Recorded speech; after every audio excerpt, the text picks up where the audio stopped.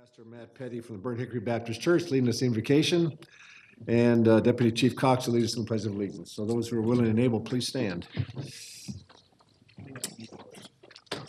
Let's pray together. Lord, we love you today, and we thank you that you are the giver of law. You are the creator of the universe. We ask that today everything here honors you and glorifies you, and that, Father, people are heard and the decisions are made for this county, Lord Jesus. And it's in your name we pray. Amen. Amen.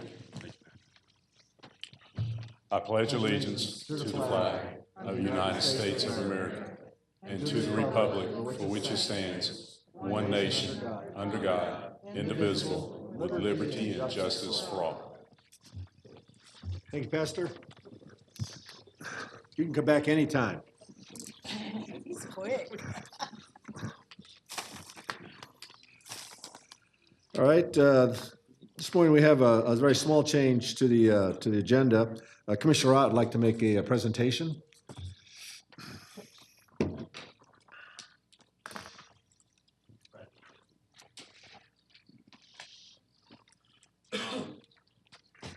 Is this on? Yep. If the folks from property management would come up front with me. We're going to put some pictures up on the screen, which are the inside. No? Well, okay, that's the outside. This is called the Cobb House. It's an idea that we got from the sheriff up in Harford County, Maryland. COPE stands for Cobb Overdose Prevention Effort. And we used drug seizure money from District Attorney Vic Reynolds to pay for this. And the folks that are coming up here, when I show you the insides of this trailer, did what you're going to see in about a week. Now, the idea is that this is set up like a teenager's bedroom, bathroom, and closet. And we have over 50 items or telltale signs to educate parents that your child may be abusing drugs. Now, I'm not going to tell you any of those today because we'll give away the secrets, but I can tell you that the tours we gave last week at the conference with the zone, a lot of folks walked through there and were really surprised.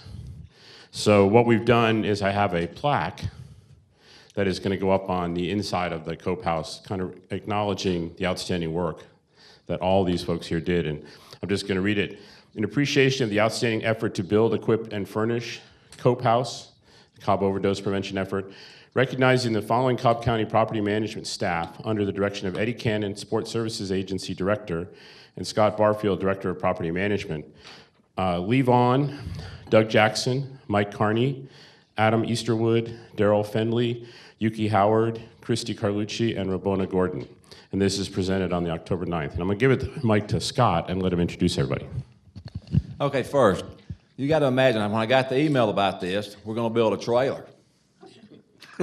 Okay? Then when you read into the email a little bit more and you understood what it was going to be for, it was more exciting there. It got very exciting. So I shared it with everybody in the office and what we wanted to do, and they got all fired up about it. So, of course, you have to start off first and purchase the trailer. It's not something you ride down the road and pick up. You would think you can just go ride down the road and get one. This is something we had to order. Of course, then but you have to purchase all the furnishings. But before you purchase the furnishings, you got to design it. So Yuki Howard works in our office here. She's the manager of our design group. She not only does our design, but she has an architectural license. She stamps our drawings, too, on our small jobs for us. So Yuki, of course, put the drawing together for us and selected all the material. After that, then you turn it over to Rabona and Christy Carlucci. And, of course, they went online and they found all this stuff to put inside it, which was interesting because this is where teenagers, suppose, hide drugs. So they had to go online, but they found all this stuff online. So after you do that, then you turn that over to the renovation group. You got Lee Vaughn here, which is he's a division manager over renovation. And then they went and purchased all the material. We had the trailer delivered to the cabinet shop. And you got Doug Easterwood is the manager over the cabinet shop. And you got Daryl Finley. And who are you? That's Doug. Doug Jackson been here a long time. But anyway, they took the trailer, showed up on a Friday, and we wanted to have this thing ready for an event 5 days later. So they did all this work in 5 days. So the material was delivered, and then they built it in 5 days. And of course, we have Eddie over here to start it off.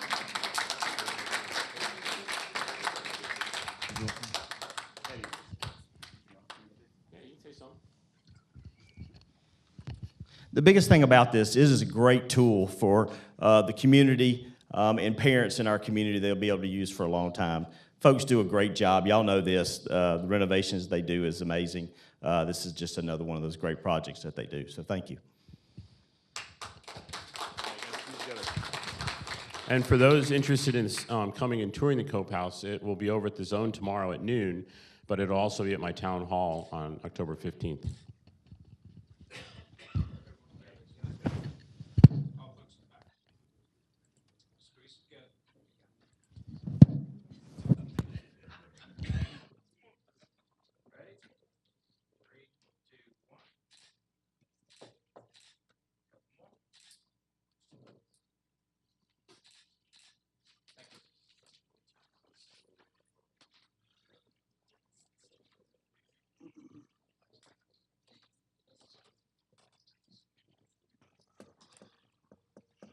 Thank you very much. First of all, that's the most words I've ever heard Scott say at one time. And second of all, I need to have Christy, where was Christy when I had my teenagers? Their room never looked like that. So, yeah, I was gonna say, that can't be the room of a teenager. So anyway, we're doing fabulous things here at the county, both the DA's office and of course, many of our 501c3s out there, and then Commissioner Ott has been very active in that on behalf of the board. So we realize it's a crisis, and we're doing our part to attack it and find a way to work our way out of this very, very critical medical situation. All right, with that, we now have a public hearing.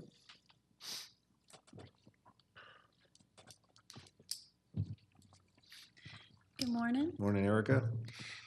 We would like to request that the Board of Commissioners conduct a public hearing prior to expending $100,000 or more to perform engineering design services for various projects in the 2016 SPLOST Transportation Improvement Program. Okay, would you just sort of briefly give the explanation you gave Commissioner Ott yesterday about why we're doing this? Yes, sir. So we typically, twice a year, will come to the board with projects that we hope to begin our design services on. These two projects are both are going to be sidewalk projects, which is a little unusual, but because these projects are going to have walls and some other features that are a little unusual for our sidewalk projects, we wanted to be proactive just in case the design services come in over $100,000 and go ahead and have the board approve those. Okay, thank you. Yes, sir. So that, before I declare the public meeting open, I just want everybody to know that you have 3 minutes to speak, unlimited number of speakers, and we'd like to know who you are and where you live if you choose to come up here and speak. With that, I now declare this public hearing open on expending $100,000 or more to perform engineering design services for various projects in the 2016 SPLOST Transportation Improvement Programs. Would anyone care to speak on this issue? Would anyone care to speak on this issue? Seeing none, I now declare this public hearing closed. Thank you. Thank you, sir.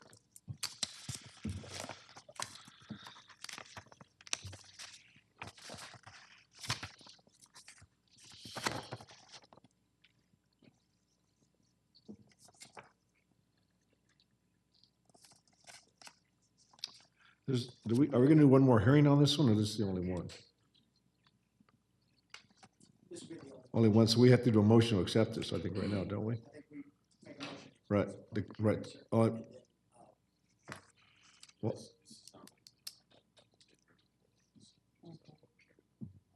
we're gonna vote on this one, though, right now, though.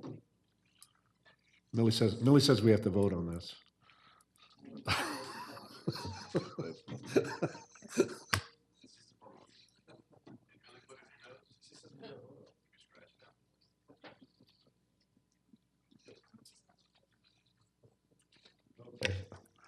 All right, so we're gonna go now to the consent agenda.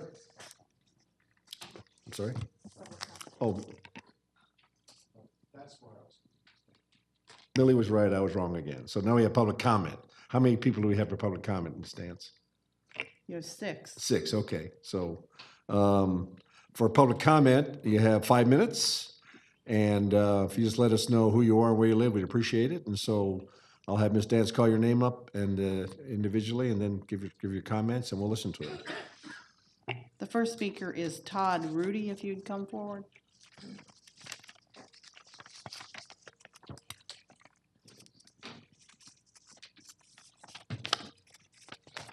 Good morning. My name is Todd Rudy. I live at 3324 Bloomfield Avenue in historic Clarkdale Mill Village.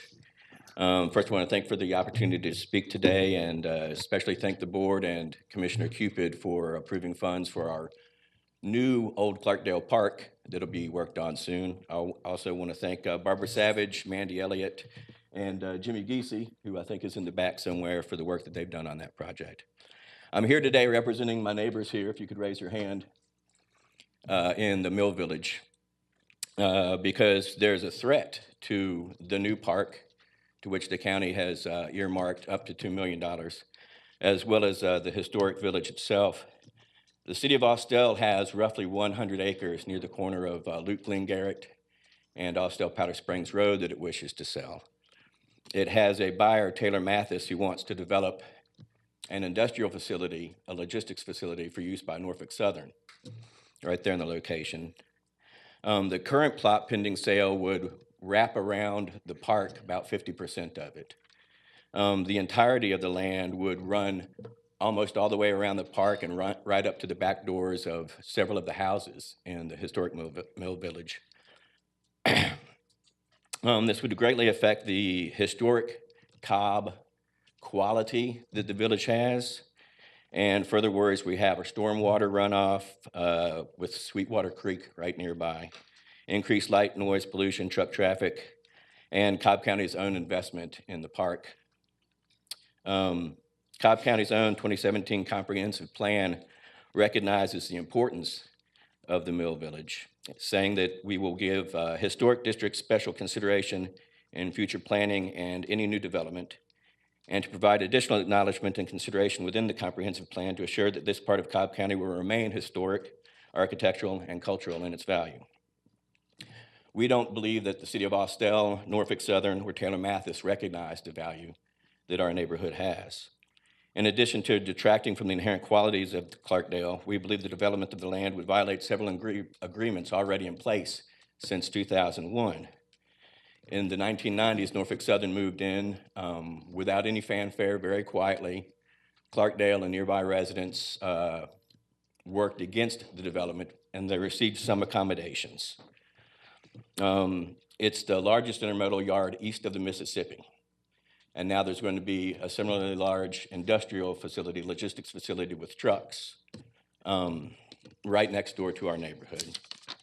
This time, we're not seeking accommodations, we're not seeking berms, we're not seeking easements. What we're seeking is to stop this project, because in the previous agreements between Norfolk Southern, state historical agreements, U.S. Army Corps of Engineers, City of Austell, and Cobb County, this was designated as a green space for a golf course or a similar recreational facility.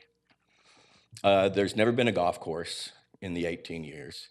There's been mountain bike trails, easy to maintain, but haven't been maintained by Austell. Per the agreement, they've been maintained by STOR, by the Southeast Outdoor Road Bike Association. The bike trails have already been closed to the public and bulldozed by earth-moving equipment doing some preliminary studies of the land, geosamples and that sort of thing. And if this development goes forward in the way it is, especially if it's all 100 acres, but even just as 50 or so acres, Clarkdale will just be a small island surrounded by a sea of industry, which will detract from the historic nature, historic value that it has always brought to Cobb County. And we asked for the commissioners and the board, and we have contacted the attorney already and sent him some of the paperwork and some of the agreements. I still have the main agreement coming from Austell. I've not received it yet, between them and Norfolk Southern, to ask for some sort of an injunction or to work with us to stop this project from Taylor Mathis and the sale of the land from the city of Austell. And I thank you very much for your time this morning. Before you go anywhere. Yes, sir. I just have a couple questions. Is this property in county property? Thanks for asking, Chairman. This is actually located within the city of Austell. Okay. As the speaker shared, it does seem as if there is some mention of the property within the comprehensive plan. I'd have to go back and review it. Okay. However, their community is located within the county, and it is designated as a historic area by the county. And I was going to ask if Dana can come up and address this matter, because I believe there are a number of speakers that are coming up to talk, and really a lot of the comments, while they're informative for us, they're going to need to be directed to the city of Austell. Okay. Yeah. And what is Dana gonna say? If he can just respond to who the citizens should refer to with the city to address this matter. Yeah, could you just like see Dana after this? Because I'm also Dana Johnson, he's head of community development. We want to Okay. make sure you're in the proper contact with the appropriate officials at Austell. But right now, so this is within the city of Austell. And yes, and I believe there may be other speakers with respect to this, but yes, it doesn't hurt for us to hear it, because Right, I've sure. received letters from the city when we've had county zoning matters, so we still can provide them a letter sharing our perspective. And additionally, some of this, the purpose of the land originally is part of an agreement signed by Cobb County. Okay, well, we'll take a look at all these documents. Okay. I want to make sure that Dana also provides us with those documents so we can look at them and see what you're, because I caught your comments about the fact that apparently there's been some kind of formal, informal agreement on beforehand, plus what's in the comprehensive plan. And we want to be looking at all those. Okay, Thank you, so sir. thank you. Very, very informative discussion. Thank you. Thank you. Appreciate it. You're good. You're fine. Don't worry about it, seriously. The next speaker is Pam Ritchie. You'd come forward, please. Nothing I had to sign.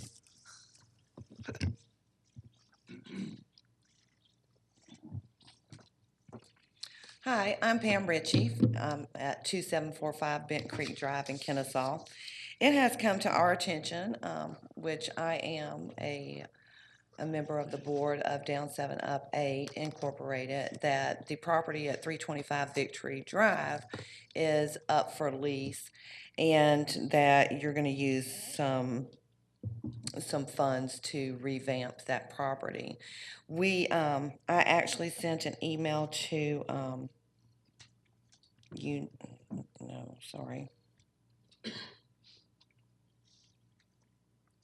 Monique Guilford, so she may have included our email in whatever paperwork you have. If not, it just kind of explains that I am the volunteer coordinator for the Nanny Manny Brigade, and our job is to go into the office at the Cobb County Division of Family and Children Services, and we sit with the children who are there in the department's office just waiting on foster families to come and pick them up. Our organization has been around for about 3 years, and we're actually starting our 3rd year last month, so yay. But we have a lot of volunteers, and we have a lot of children in the Division of Family and Children Services that we sit with, befriend, entertain, so that we can maybe shine a light on that little dim day that big dim day that they're having. So this property at 324 Victory Drive would be really optimum for us to be able to have for the Nanny Manny Brigade, and to not house the children there, but the children would come there. We could also start our Fostering Connections program, which would bring in mentors, mentor programs, and tutoring programs, and other programs that would be beneficial to our foster children in Cobb County, and also to the at-risk children in Cobb County.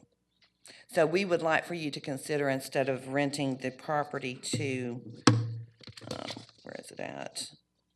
Leasing the property to Zion Keepers, for you to work with the Nanny Manny Brigade and Down 7 Up 8 Incorporated. Okay, thank you. Thank you.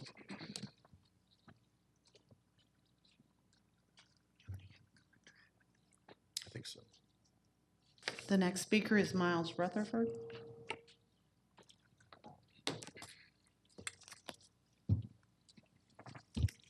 Good morning, Chairman Boyce and Commissioners. Thank you for the time to speak. In lieu of me speaking, I'd like to show a video that has to deal with the communities of Southampton and surrounding our church concerning an alcohol license that is to be permitted or dismissed today.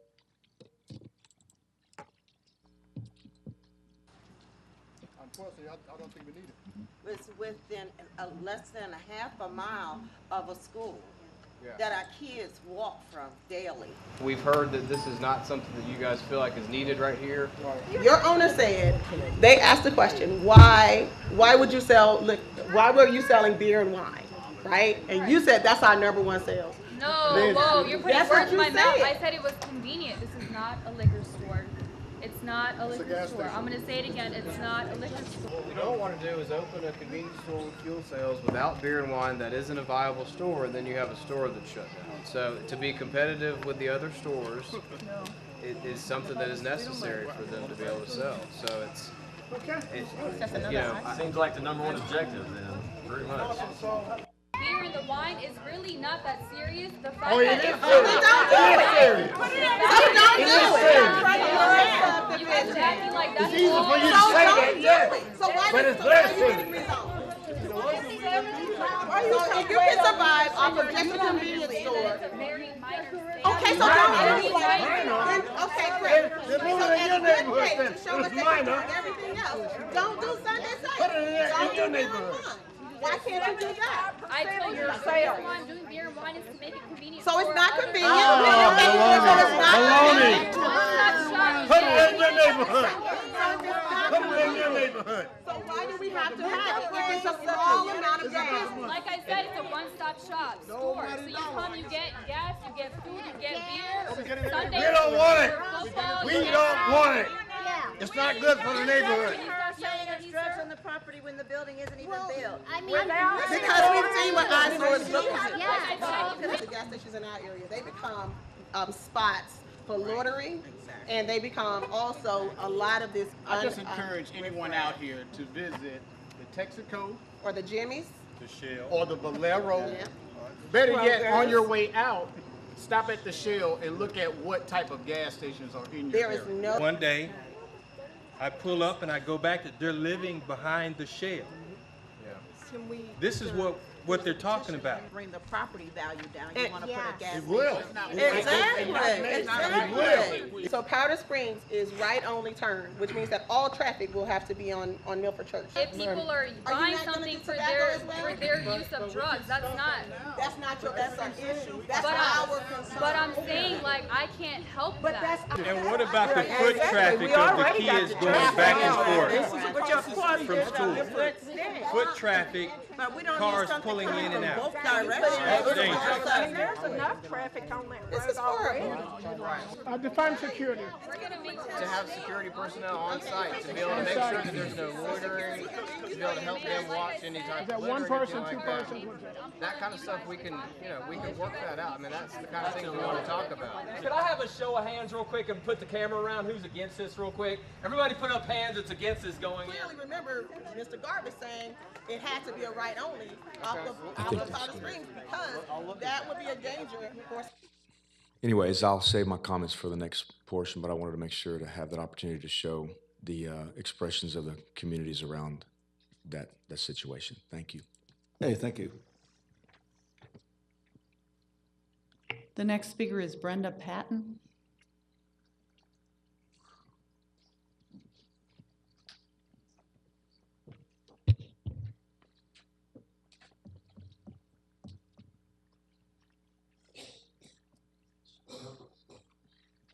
Well, good morning, everyone.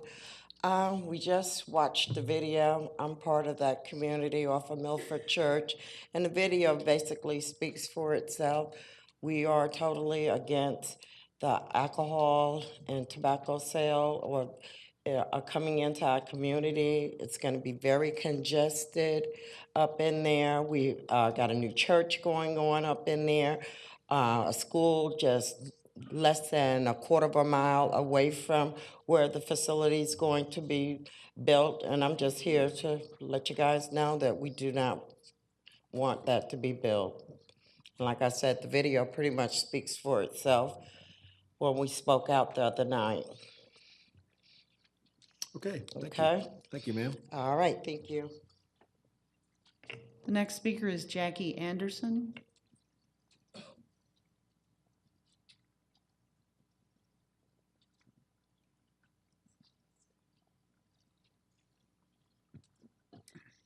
Good morning, Chairman Boyce and the Board of Commissioners. I live at 1855 North Milford Creek Lane, which is Milford Chase subdivision, a community of 437 homes, and I'm here to speak on the granting of beer and alcohol sales for this particular convenience store.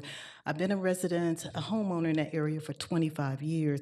I look at where this particular structure, proposed structure, would be located, and for me, as a long-term resident of that area, I look at the quality of life issue. It adds adamantly no value. You have a middle school less than a quarter of a mile away. You've got, I believe, 4 churches within a half a mile of each other with the new church coming in. We also have Milford Point, which is a new subdivision right off of Milford Church Road. I think we have enough commercial entities. With Lidl coming in, we have Walmart Superstore off of Powder Springs, we have Publix, the grocery store, we have Kroger's. So I think there are enough venues for consumers to shop at without placing a convenience store. I'll keep it specific to the alcohol and beer sale. Opening up an establishment that would bring those kind of products into our neighborhood is no added value. And also you have to look at the fact that the congestion, the traffic. We're seeing structures go up with no considerations being made for how will we deal with this additional traffic, be it car traffic. Are they going to turn on Milford Church Road? Exit and enter? Is it going to be off of Powder Spring? The corner of Milford Church Road and Powder Springs Road is incredibly busy at any given time of the day. So with this potentially added structure, along with selling beer and alcohol, a middle school less than 3/4 of a mile away, 4 churches, I just don't see where it adds to the value of the quality of life. So I ask for your consideration in denying granting this particular beer and alcohol license. Thank you. And you said there were 437 homes in your development? In my development, Milford Chase is probably the oldest. I moved in a little bit around 1994. And when I moved in, we did not have the community that we have now. Milford Church Road is a community. It's not just freestanding homes. We've got quite a few subdivisions. I'm very familiar with the subdivision that is in the video. We've got quite a few subdivisions there. We've got very long-term residents who have been there for 40, 50 years. And to have, I used to go to work every day. I use Milford Church Road and Powder Springs. I can't even fathom what that looks like with foot traffic, additional foot traffic, and car traffic, along with, we have a middle school. We have a middle school there. Okay. Thank Okay, you. thank you very much. The next speaker is Virgil Rice.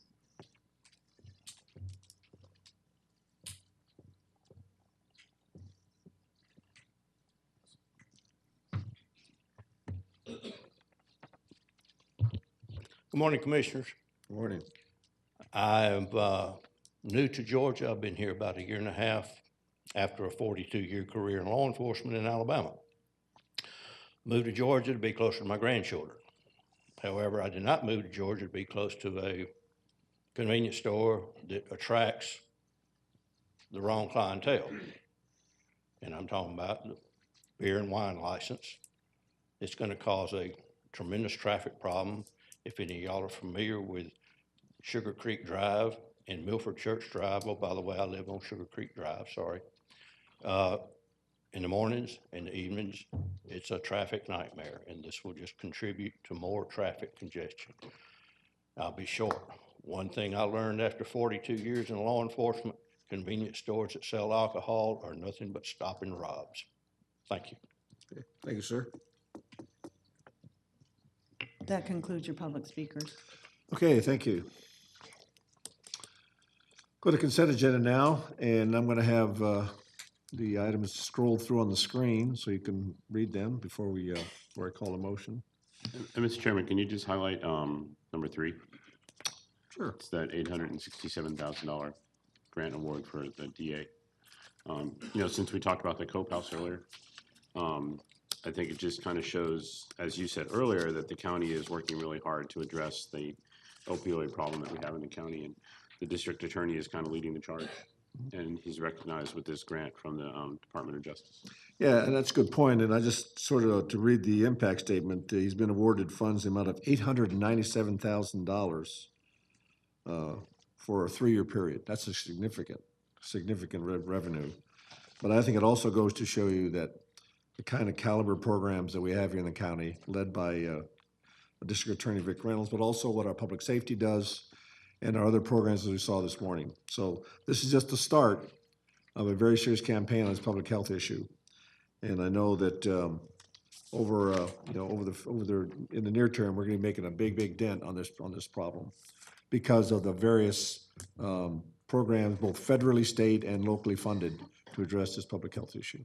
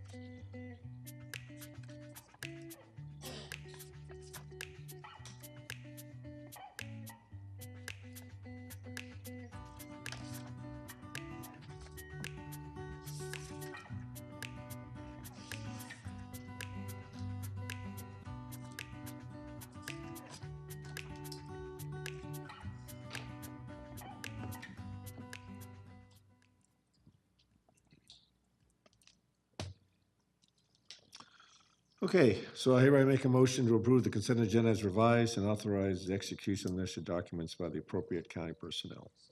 Second. Any discussion? Call the question. Passes 5-0. All right, thank you. All right, go on to regular agenda. I'll start with the Department of Transportation. Yes, sir. Good morning again. Our first item, we would like to request that the Board of Commissioners approve change order number 1 to the contract with Glosson Enterprises, LLC, and no-cost time extension through December 31st, 2018 for improvements on Bells Ferry Road, Barrett Parkway, and Piedmont Road. Okay, Commissioner Burrow, yes. Thank you. Yes, we discussed this yesterday. The proximity to Bells Ferry Elementary is critical for this project, so Yes, I make a motion to approve. Have a second. Any discussion? Call the question. Passes 5-0. okay, thank you. Our second item, we would like to request that the Board of Commissioners approve change order number 1 to the contract with Baldwin Paving, Inc., a no-cost time extension through November 17th, 2018 for school improvements on John Ward Road at Irwin Road. Motion to approve is presented. Okay, no second? Second. Discussion? Call the question. Passes 5-0. Okay. Thank you, sir. Our next item, we would like to request that the Board of Commissioners approve change order number 1 final to the contract with Chatfield Contracting, Inc., a savings to the project in the amount of $25,370.50 for east-west connector sidewalks, and approve a contract time extension through October 12th, 2018. Commissioner Cupid. So moved. Second. Discussion? Call the question. Passes 5-0. Thank you. Our next item, we would like to request that the Board of Commissioners approve change order number 1 final to the contract with Omshev Construction LLC, a net savings to the contract in the amount of $41,902.70 for safety and operational improvements on Lower Roswell Road West. Commissioner Ott. Motion to approve. Second. Second. Any discussion? Call the question. Passes 5-0. Thank you. The next item is to request that the Board of Commissioners approve change order number 1 final to a resurfacing contract 2017-3, Local Roads North with C.W. Matthews Construction Company, Inc., a savings to the contract in the amount of $1,310,663.11 for the resurfacing of county-maintained streets. Commissioner Weatherford. There's quite a bit of savings that's going back into the resurfacing Yes, sir. fund, and we're going to reallocate it. Yes, sir, definitely. Yes, sir. All right. Motion to approve is presented. Second. Mr. Chairman, can I say something real quick? Sure. One of the things, to Commissioner Weatherford's question, one of the things that I've been working on with DOT is moving forward with agenda items when you're going to see changes to how these contracts are listed, so that when there is savings, there will be a list of roads from each district that could be added into a contract that will basically, we won't have an agenda item that'll show $1 million savings. We'll just add roads that will be from a pre-approved list. So that we can, that way all along. Right, well, that's what we're doing. Yes, sir. Okay, any other comments? Call the question. Passes 5-0. Thank you. Our next item is to request the Board of Commissioners approve a partner design and construction agreement with the National Park Service for Kennesaw Mountain pedestrian improvements, project number X2404. Commissioner Weatherford. Thank you. Is this the last one? We seem to keep getting this all the time. I know, no, we'll have another one. It's very convoluted working with the Park Service and the state on this, I'm sorry. Moves at the speed of the federal government, right? Yeah, but thanks for asking. Yeah, okay.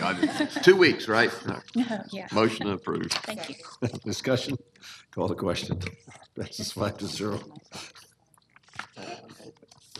Okay, our next item is to request the Board of Commissioners approve a utility relocation agreement with Georgia Power Company in an amount not to exceed $85,424 for preliminary engineering and relocation of facilities on Blackwell Road at Autumn Ridge Parkway. Commissioner Burrow. Motion to approve. Second, any discussion? Call the question. Passes 5-0. Okay, thank you, sir. Our next item is to request the Board of Commissioners adopt a resolution authorizing submission of a Surface Transportation Block Grant Program application to the Federal Transit Administration in an amount not to exceed $500,000 for capital assistance for engineering design of Mapleton Parkway pedestrian improvements Phase 2. Mr. Cupid. So moved. Second. Discussion? Call the question. Passes 5-0. Thank you. Our next item is to request the Board of Commissioners authorize procurement of upgraded field and office computer equipment and required support fees in an amount not to exceed $50,000 for transportation technology. Commissioner Ott. Motion to approve. Second. Any discussion? Call the question. Passes 5-0. Okay, thank you. Our next item is to request the Board of Commissioners authorize the sole source procurement of an Al Glance preempt in-vehicle system from Temple Inc. in an amount not to exceed $354,970 for 70 Cobb Link transit buses. Commissioner Ott. Motion to approve. Any second? Second. Any discussion? Call the question. Passes 5-0. And our last item this morning is to request the Board of Commissioners authorize the sole source procurement of professional services from Clever Devices LTD in an amount not to exceed $116,440 for installation and configuration of an Al Glance preempt in-vehicle system for 70 complete transit buses. Commissioner Ott. Motion to approve. Second. Second, any discussion? Call the question. Passes 5-0. Okay, thank you. Thank you, Erica. Okay, now we're gonna do public services. Good morning, Mr. Chairman, Commissioners, Mr. Manager. Our first item this morning is for the board to approve contracts with multiple firms to provide master planning services on the newly acquired 2008 Parks Bond properties. The bond program has been hugely successful. After the approval of an agenda item later in this meeting, Cobb County will have purchased over 468 acres for the future growth of the park system. As is normal practice, we're asking to have master plans prepared for these properties that will guide their development should capital funding become available in the future. Therefore, we ask the Board of Commissioners to approve contracts with the following firms for master planning services: Cooper Carey in an amount not to exceed $32,860, Biltson and Associates in an amount not to exceed $17,000, Biomi Projects in an amount not to exceed $14,300, Pond and Company in an amount not to exceed $13,860, and Breed Love Land Planning in an amount not to exceed $11,500. Thank you, Jim. I'm gonna have the, what you just read posted on the screen, so those in the audience and at home can see what we're talking about here. Okay. There we go. Okay, with that, I'll let Commissioner Weatherford. Thank you, Mr. DC. Could you give us an idea when and how long these would usually take and when we could expect to hear back? And I assume you would present it back to the board or to the whoever's the liaison with Parks and Rec next year. Yes, sir. Once contracts are secured with these firms, we'll begin the process. We will have 2 public input meetings for each one of the properties. One to get initial thoughts from the community. We go back, we refine, hone them a little bit, and come back out to the community again the second time, and then try to incorporate as many of their comments as we can. And then we bring it before the Board of Commissioners for final approval of those master plans. So it could take 6, 7, 8 months for them all to, there's gonna be quite a few public input meetings at night for us to get in. Perfect. Now, I assume we can use some of the action items or direction from these in the next SPLOST incorporated in that as a way to possibly fund some of these. Whenever the board feels that it's time to start putting parking lots in or anything on those properties, it would be a board decision to do that at that time. Great. Thank you. Motion approved as presented. Second. Do we have a second? We have some discussion, I'm sure. Commissioner Ott? Thank you, Mr. Chairman. As you and I talked yesterday, and first off, I appreciate changing the funding source. I know we had that discussion last time. I think this, from a funding perspective, this is more appropriate. My concern after visiting some of the parks last week, I have 2 parks in District 2 that are not open now because there's no funding to maintain them. My concern is that this item is just going to move the board a lot closer and be used as an excuse to build more parks when the board hasn't had a comprehensive discussion on how parks are going to be, how we're going to pay to maintain the parks we have, let alone these new parks that we've built. So to me, what needs to happen first is the board to come up with a comprehensive policy for that before we start doing master plans. Commissioner Burrow. First of all, the bond money that we purchased these new parks with was for the land purchase only. We can't use that money for development or Correct. design or anything else. Correct. If you recall, Mabry Park, the master plan was approved in 2011 by this board, or the Board of Commissioners. In 2011, the master plan was approved. It was purchased in 2008 from the first parks bond. The master plan wasn't approved till 2011, and it was one of my priority projects for the 2016 SPLOST, and it started construction this year. So we have to have a plan and a guideline for the parks that we purchase to move forward. This doesn't mean that any development or construction will begin without funding from another source, not from Park Spot. So I support this. Okay. Commissioner Weatherford, you had a comment. Certainly. In deference to Commissioner Ott, how have we funded these in the past?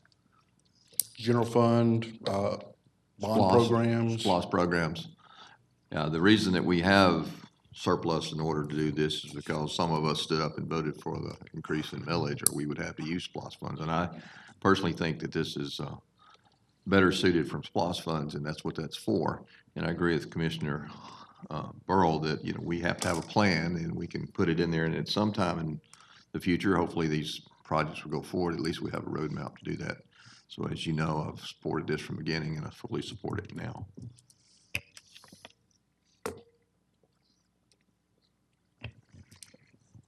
I believe what's prompting this action is some concern from the board that we were acquiring park property without a plan. So this agenda item is in direct response to that concern that was addressed to make sure there was planning for the parks. I know that we do have a lot of parks in our systems that are not as far along as others, but I think that this agenda item is responsive to the concerns that the board had and helps to show the community our commitment to make sure that the park property that we purchase doesn't just languish over time. So I'm in support. All right, thank you. And just to respond to actually to the whole process. In my world, you always start with a plan. And if you don't have a plan, then you have a vacuum and people will fill that vacuum. So I agree that we need to have some kind of a plan. The second thing is to respond to what Commissioner Otto is saying. I hear him, I really do. That's why I push so hard for the millet in the budget, is that in the new budget process we have, every one of the commissioners gets to come and present their respective department to the liaison for, but more importantly, in the various meetings that we have, if they have specific issues they want to bring before the board, and me, because I write the budget, although they approve it, okay? But when I say I write the budget, it's a coordinated effort with all the commissioners and the staff.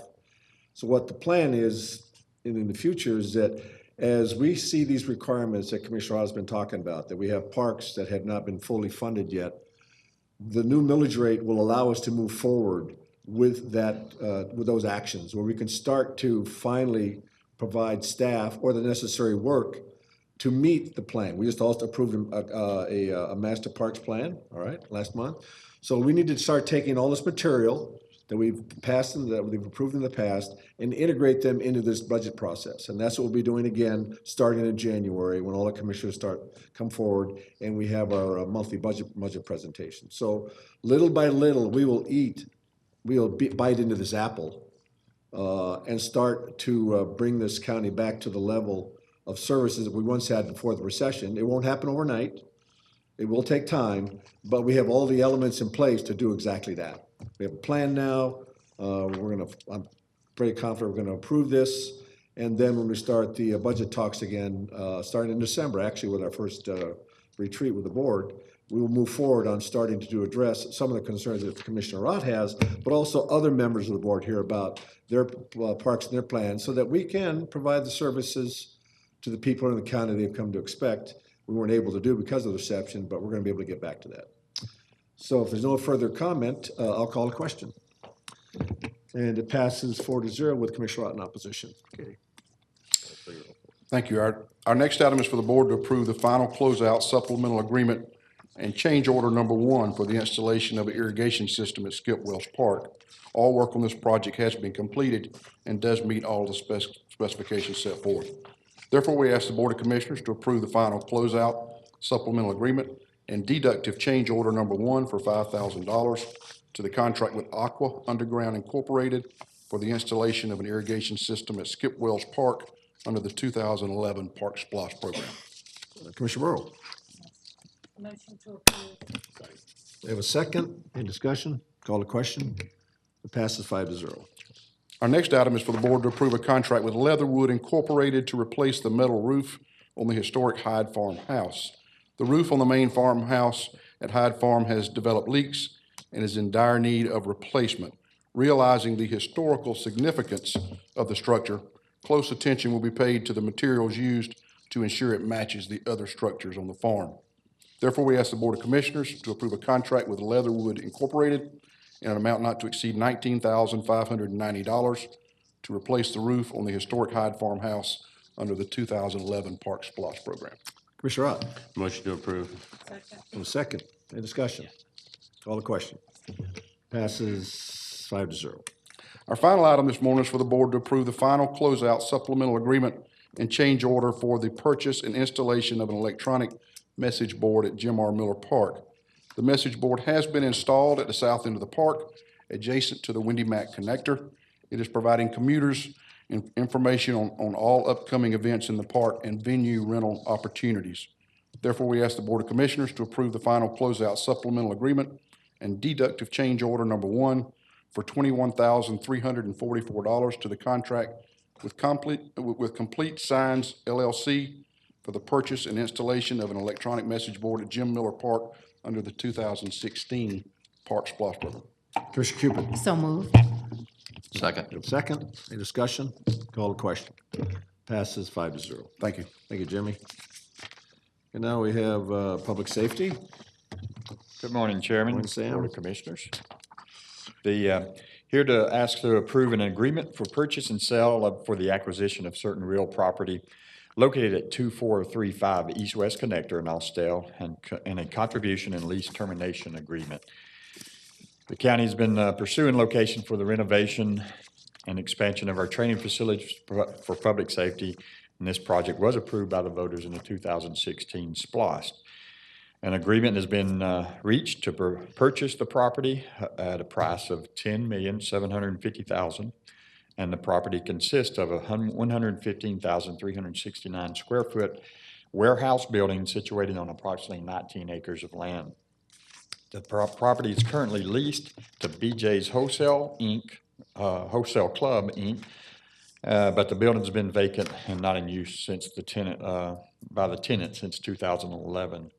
Negotiations with the current tenant are expected to yield revenues of up to $3.14 million in lease termination fees, which would be returned to the 2016 SPLOST fund to offset the initial site acquisition cost. Further maintenance of the building will be included in future department operating budget requests. The exact amount of related acquisition costs will not be known until the settlement statement is available, and the budget transfer will not be processed until that amount is disclosed with the settlement agreement statement, and all funds will be transferred accordingly at that time. So my recommendation to the Board of Commissioners approve a contract with Austell Springing LLC and Austell 1032-2 DST for the acquisition of certain real property located at 2435 East-West Connector, comprised of a 115,369 square foot warehouse building on approximately 19 acres of land, for consideration in the amount of $10,750,000, subject to an existing lease with BJ's Wholesale Club Inc., authorized termination of the lease and contribution and lease termination agreement with BJ's for termination of the lease in an amount not to exceed $3.14 million. Approve the terms and conditions set forth in attached agreement for purchase and sale of, and the contribution and lease termination agreement, and in substantially the form as attached. Authorize payment of associated land acquisition costs. Authorize closing of the purchase of the property substantially as provided in those agreements. Authorize the corresponding budget transactions, and further authorize the chairman to execute all necessary documents and take all other necessary actions or appropriate to accomplish the foregoing purposes. Commissioner Weatherford. Thank you. First of all, we've been looking long and hard. Yes, sir. I want to say thank you for you and your staff and Director Cannon for locating this. We've looked at like 7 or 8 places. Before I make the motion, would you just give a brief summary of what we're going to put there, please, so that the public will know that? What our plans are as of right now, these may change based on as we get the property and start looking more into it, but our plan would be to build a indoor firing range facility at that location and then start using the building for training. Our current training facilities were built in 1992 for approximately 600 folks. We're close to 1,700 folks in public safety today. So this is going to help us get some additional classrooms, auditorium, storage space, and other things that we need for, and it will be predominantly law enforcement moving to that location. And then what our plans are is to take the existing training academy and start converting it more to just the fire training academy. And so it's going to be a long process, but we're looking forward to getting started with it. Perfect. Again, thank you to you and your staff and to all of us that worked hard on it. Motion to approve as presented. Second, we have several questions. I'm going to start with Commissioner Burrow first. Sam, I just wanted to see what the time frame do we think once, I mean, with the purchase of the headquarters, that's going to be at least 2 years before we can even get in that building. Sure. So this will be able to move forward on its own, right? Yes, ma'am, it should be. Once we get the closing and the property is ours, one of the first things we would do is sit back down with Director Cannon and property to start, and police, of course, to start really laying out what that design will look like. And I do anticipate it's going to come in phases. Phase one may be the firing range starts first. Phase two may be we start the indoor classroom renovations and things of that nature. So it's going to be phased, but each one of those will be additional SPLOST funds that we would have to spend. So we'll be coming to you to bring each one of those to you before we do it. But real time, your property, and I don't want to speak for Eddie. You want to speak on that, Eddie? You can speak for him. Yeah, you're looking at probably a year before we get anything. Yeah. 12 to 14 months. Okay. Checks in the mail. No, it's not. But good try. Will be. Good job. Thank you. Commissioner Ott. Sam, I just want to highlight, because I know there was a lot of discussion when this boss list was made as to what the police headquarters was going to cost and what the training facility. And so this 3.1 million, the early termination of the lease, is actually going against the 10.7 million purchase price. Correct. Which then, of course, is even lower than what the initial estimates were, which is going to allow you to do a lot of the renovations and stuff on the inside. Yeah, the revenues that we pick back up are, I'll tell you, our first phase for the fire academy was about $3 million. So that lets that begin at the same time the police side would begin. So, right, so hopefully we'll be able to start both phases. Yeah, so this is substantially lower than what the board thought it was going to be.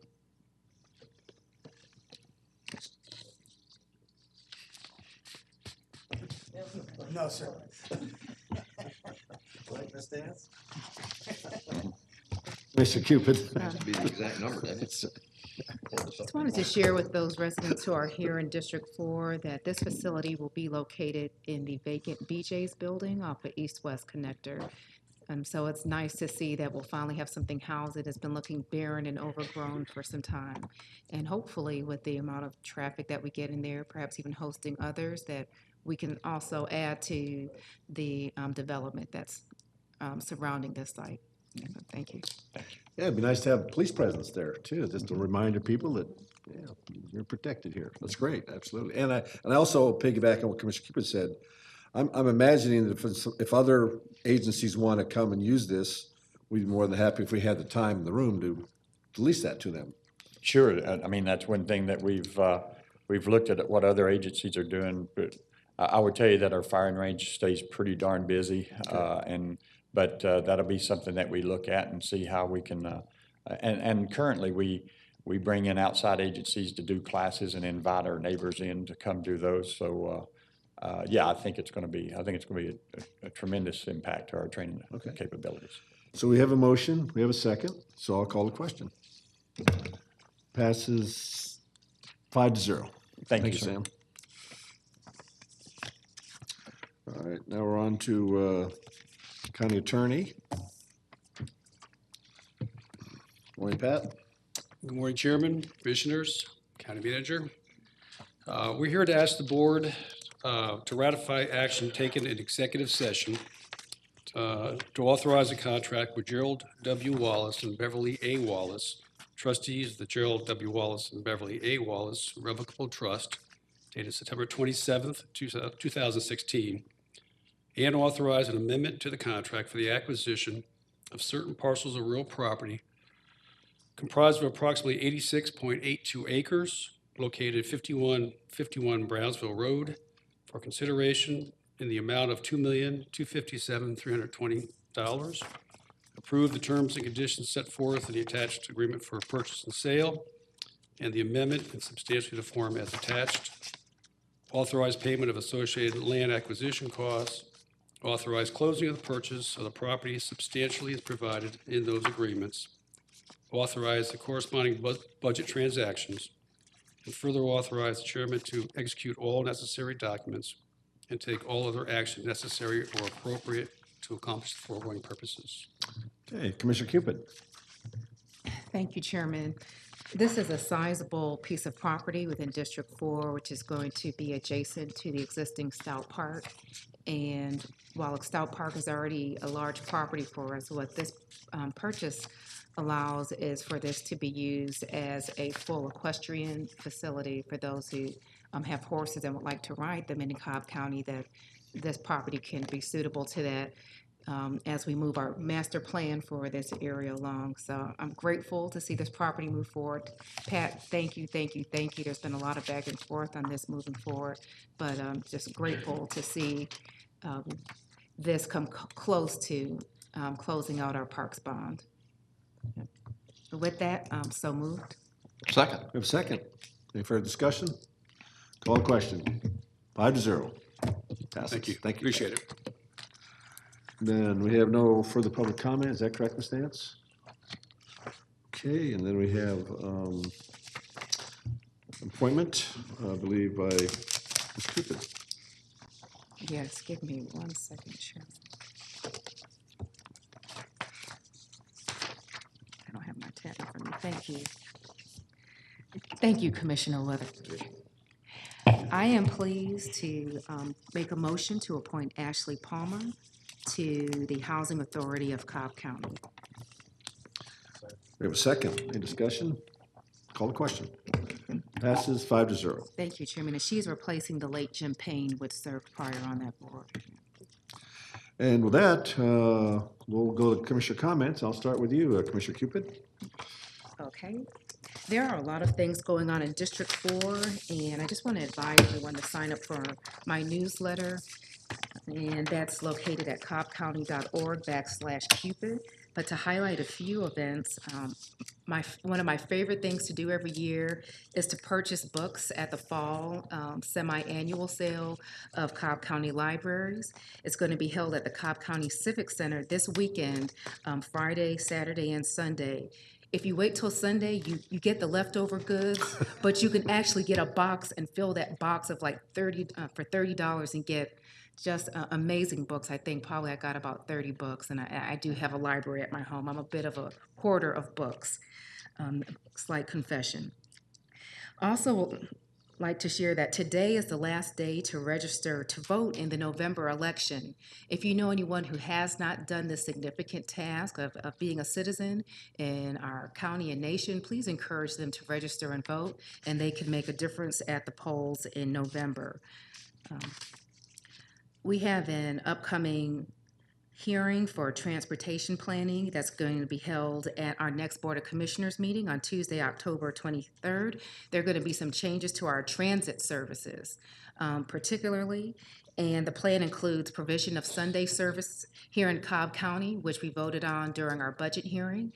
And this is a significant addition for those who depend on the bus and have not been able to utilize that service. We'll be looking to expand that. And there'll also be some major improvements to improve system reliability and on-time performance.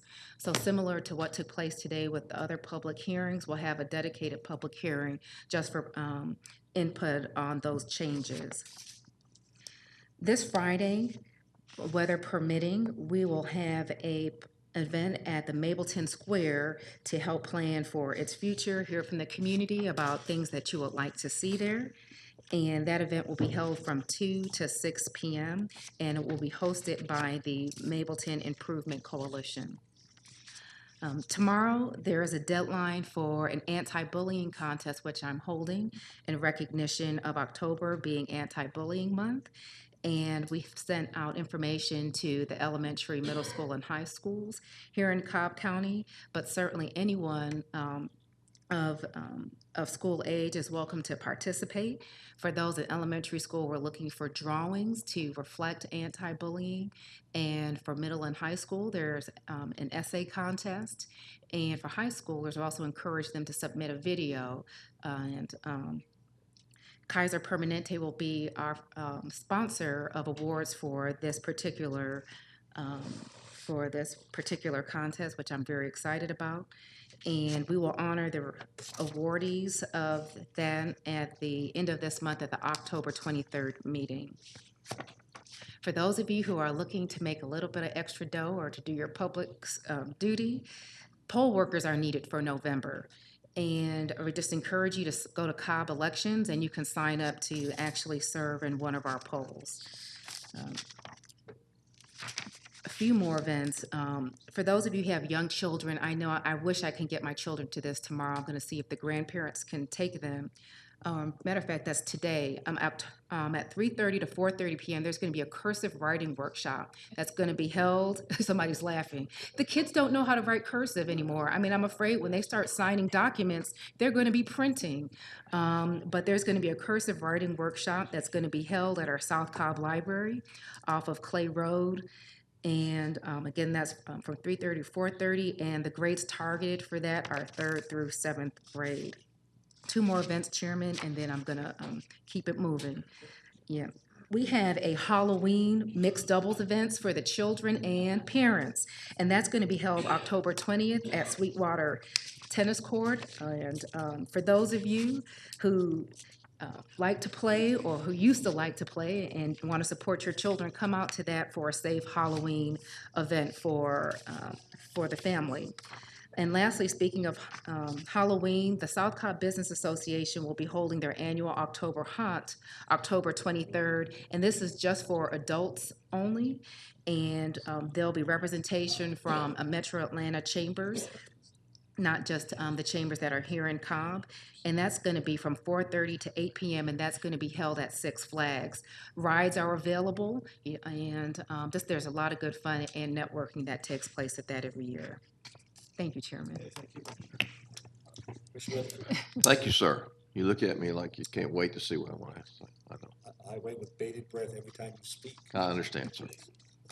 I do have something for you in just a moment. But, Fall Festival coming up at Lost Mountain Park. That will be next Tuesday from 3 to 7, October the 9th. Feature pumpkin painting, and you can do cursive pumpkin painting if you'd like. Sand art, a photo booth, and washable tattoos. I know there are a lot of people with tattoos these days that wish they were washable now. There will also be family market with fresh vegetables, so that's on Dallas Highway. I remember talking about cursive. My dad used to do calligraphy, and I used to say, nobody does that anymore, and he would be he'd write everything in calligraphy, and he had a set of pens and everything. And I never thought I'd see the day that cursive is no longer. I know calligraphy's gone, but we used to call it longhand. So, and I've seen the chairman sign stuff, so I would appreciate if he would go to this class and see if he can figure out cursive and longhand. No, sir, you can't do rebuttals right now. As usual, Commissioner Weatherford, you did not disappoint. Thank you. And Commissioner Cupid stole a little of my thunder about the library book sale, but one thing I'd like to point out, they will only accept cash and checks. And Sunday is BOYOB Day. Bring your own box. I know that could get confusing with what we're having later on today in a hearing, but it's BYOB, bring your own box. And then on Saturday, we have a great event in Ackworth downtown called the Taste of Ackworth. It'll be from 10 to 6. That's a great event, and come sample all the restaurants in North and West Cobb, as well as many other things. So those are what I have, sir, and thank you. Hey, Commissioner Burrow. Thank you. As for many of you that probably are already aware, but that don't know, the Schweitzer and Mountain View Regional Libraries are now open on Sunday, 1 to 5. Thanks to our library team for working that out. As Commissioner Cupid said, the deadline to register to vote for the November 6th election is today. And there are flyers in the back for early voting locations and schedule, as that begins next Monday, the 15th.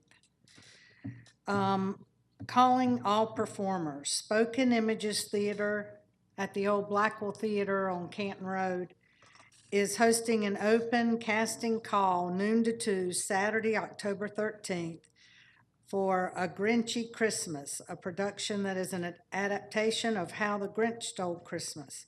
Spoken Images Theater is looking for singers, dancers, actors, and gymnasts.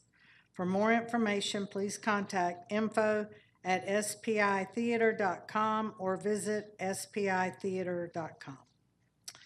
And also on October 19th and 20th, KSU will be hosting their annual Halloween Hot Air Balloon Festival, and there'll be hot air balloon rides, live bands, kids' activities, a sports bar, and more. For details, visit al-o-ween.com. And on October 27th, Keep Cobb Beautiful is having a free medication disposal day from 10 a.m. to 2 p.m. at Police Precinct 1, 2380 Cobb Parkway in Kennesaw. And you can visit keepcobbbeautiful.org for more information and what you can bring. And then last but not least, Diaper Day is October 29th.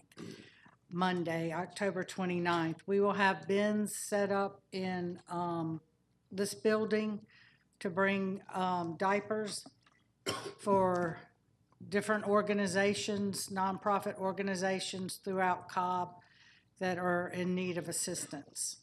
Thank you. Commissioner Burrow, Commissioner Ott. You know I can't pass up the fact that Commissioner Weatherford, there may be a venue for your acting. I was thinking more of you, Commissioner Ott. No, I've already done that, been there, have the shirt. And the other thing is, on October 27th, Commissioner Burrow mentioned about the drug give back. That's actually a national event that is orchestrated by the Drug Enforcement Agency. Last year, they collected over 900,000 pounds of prescription medication. And as part of the opioid issue that we talked about, those opioids or those medication that sit in your medicine cabinet, if you have children, that's the first place they go. So take advantage on October 27th of the opportunity to turn in the medication. The next thing up on the screen is a picture of the District 2, the new DOT work crew. From left to right, you have Skip Vaccaro, who's an equipment operator, John Allen, a crew worker, Andrew Eason, a crew leader in the middle there, Shaman Williams, the crew worker, and Todrikas Huey, the equipment operator. These folks are what the board approved to move forward to try to make things look better. Each district has a crew. And the next slide. This is what this crew, because we hear a lot of complaints about the trash and stuff on the medians. This is just the 32 bags collected from I-285 to the Fulton County line on Atlanta Road. And a reminder, my next one is that my next town hall is on October 15th at 7 o'clock at the Sewell Mill Library and Cultural Arts Center. And as I mentioned before, the Cope House will be there. Also, October is Breast Cancer Awareness Month. You see a lot of folks wearing pink as a reminder of the efforts moving forward to try to find a cure. And finally, for the dejected Braves fans, there's 174 days till first pitch. Amen. All right. Thank you, Commissioner Ott. 1 second. Could you put this up on the screen?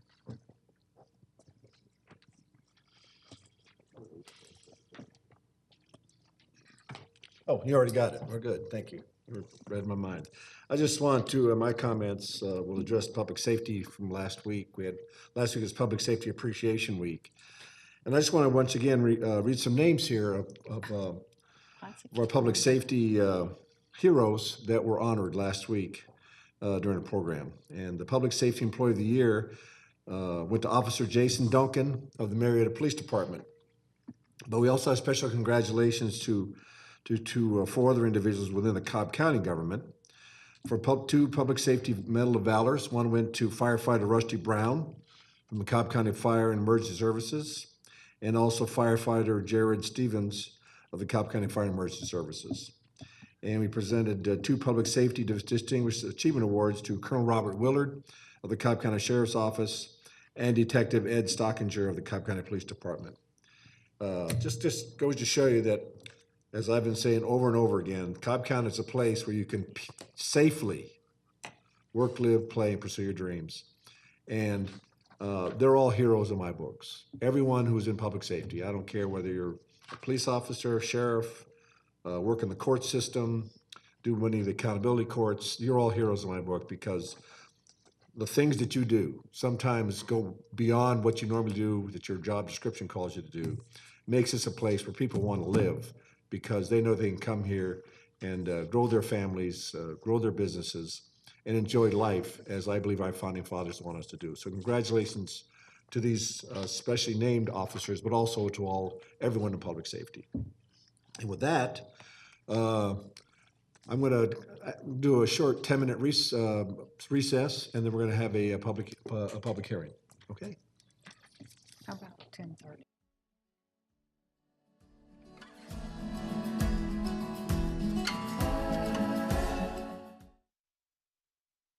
Let me get organized here.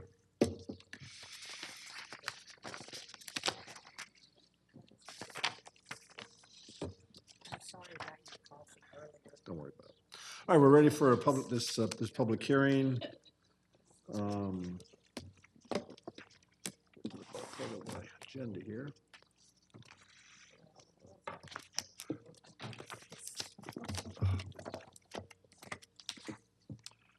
All right, we have an appeal hearing, and I believe the attorney, Mr. Hensley, will make an opening statement. Thank you, Mr. Chairman. Good morning. Good morning, Commissioners, Mr. County Manager, Madam County Attorney. For the benefit of the applicant, I am Sam Hensley, Jr., representing the Cobb County Business License Division. And as you said, Mr. Chairman, we are here today on an appeal of the License Review Board denial of an alcohol license application for 1949 Powder Springs Mart LLC. Mazbin Rahim is the licensee. This application, Mr. Chairman, involved two issues. In the first place, there was a distance violation.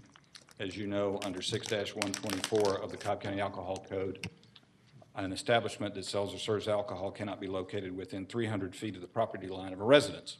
There were two residences that fell within that distance requirement, and that required a review by the License Review Board. And just as a reminder, 6-124 does state that in order for this board to grant a waiver of that requirement, it must be shown that the property values of the residents or residences will not be affected, that the quiet enjoyment of the premises by the residents thereof shall not be adversely affected, and that the grant of such a license shall have no other adverse effect on the residents. In addition to that, Mr. Chairman, there were filed timely written objections from members of the public in regard to this application. This is under 6-96C5. Under that section, if an individual files a timely written objection to the Business License Division to the application for the alcohol license, then that statement must state how and why the person filing the objection or the immediate surrounding neighborhood will be negatively impacted by the issuance of this license, and shall specifically state the reasons therefor. So there were, I believe, 8 individuals who filed a timely written objection. When that occurs, the Business License Division manager is directed by our code to defer this application and set a hearing before the License Review Board, which was going to have to happen anyway in regard to the distance violation. So there were 2 issues that came before the License Review Board. This was back on July 26th of this year. The LRB heard this case and then voted to deny the application 5-0. The applicant, through her attorney, Mr. Adam Rosen, filed a timely appeal of that, and that has brought us here. You may recall initially on September 11th, where we first met to consider this, there was a continuance granted at that time in order for there to be some communication or dialogue with the community, which brings me to my next point. We saw during the public comment section of this hearing a video that purportedly was taken at such a meeting. It must be imparted to you, and this was discussed with the members of the public. We did have a little gathering here prior to this meeting, that anything that was said during that public comment hearing or public comment section of this meeting cannot be considered as evidentiary in this hearing. So this is like the judge asking the jury to disregard something that they just heard. But that is for a couple of obvious reasons. Number one, the individuals in the video that you may have heard expressing an opinion about this application were not under oath in any kind of judicial proceeding, and they were not subject to cross-examination, as they would be if they choose to come forward and speak today.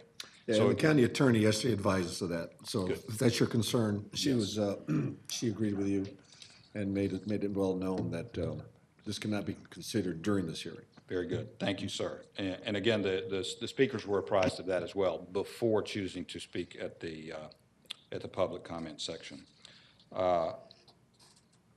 So at this point, I think I will, I believe Mr. Rosen has waived any kind of opening statement so that we can get into the actual testimony and evidence that may be presented.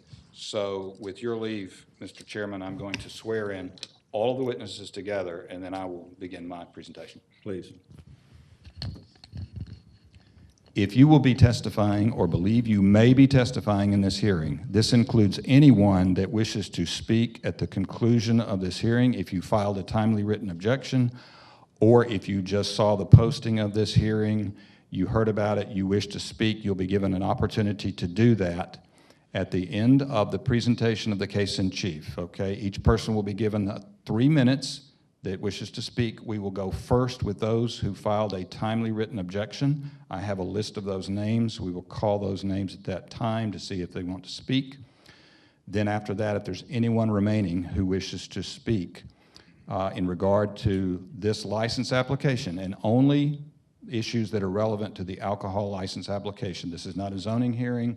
This is only in regard to the license application for the sales of alcohol. You'll be given an opportunity to speak. And I will raise that issue up when we complete the attorney's testimony and evidence, okay? But if you plan to speak or you think you might want to speak at any portion of this hearing, I need you to stand and raise your right hand right now, please. Do you swear or affirm the testimony you're about to give before this proceeding shall be the truth, the whole truth, and nothing but the truth? If so, say, I do. Thank you. You may be seated. I'd like to call Sandra Richardson, Mr. Chairman.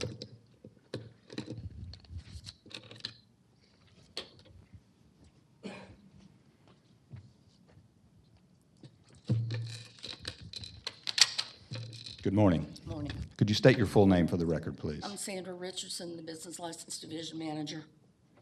And how long have you been employed in that position, Ms. Richardson? Since May of 2013. And before that, did you work in Cobb County in any other capacity? Yes, I did. And what was that? I started my career with Cobb County in 1998 in the county attorney's office. And in 2006, I went to community development and was the agency director's assistant. Okay. What are some of your duties, or what are your duties as the Business License Division Manager in regard to alcohol license applications? Of course, the regulatory division of the code comes under our purview of the Business License Division. We take the applications for the regulated businesses, alcohol being one of them. Those go through a review. They go down to the police department for review of the people involved in the business. And then we review the code to make sure that everything that is submitted is in compliance with the code, one of them being the distance restrictions. And then we follow the regulations set forth in the code as far as approving the business. Very good. Are you familiar with the applicant today, the 1949 Powder Springs Mart LLC? Yes. And how are you familiar with that entity? That was an application that was presented to our office on May the 14th, 2018. And this was an application specifically for what? It was for, it was beer, wine, and Sunday sales package. Okay, so no hard liquor, just the beer and wine sales, is that correct? That's correct. What type of establishment is this? It's a convenience store with fuel sales. Okay. Is this a structure that's in existence now, or is that something that's going to be built? Do you know what the status? No, it's going to be built. Okay. So currently it's a vacant lot, is that correct? Yes, sir. Okay. Were there any violations of the distance requirements in the Cobb Alcohol Code in regard to this application? Yes, sir. There are residences within the 300 feet requirement of the code. Okay. How many residences? From the survey, it appears that it's 2. Okay. Any other receipt of any kind of written objection that you received in your office that would have required a hearing on this application? We did receive objections from the citizens in the surrounding area who evidently saw the signs that were posted as part of the code compliance, and we received written objections. How many of those did you receive? We received 8 timely filed. And by timely, what date did they have to be filed by in order to be considered by your office? The date is posted on the sign, and the date was May the 30th. Okay, of this year, correct? Of this year. Okay. When that occurs, when you receive a timely written objection, what does the code require you to do? We're required by the code then to defer the matter to the License Review Board for a hearing. And you did that for both the distance waiver and the written objections, is that Yes, sir. correct? Okay. Yes, sir. I'm going to hand you a series of photographs here and get these projected, if you don't mind, just so everybody can see them. If you can tell me what these are. Okay.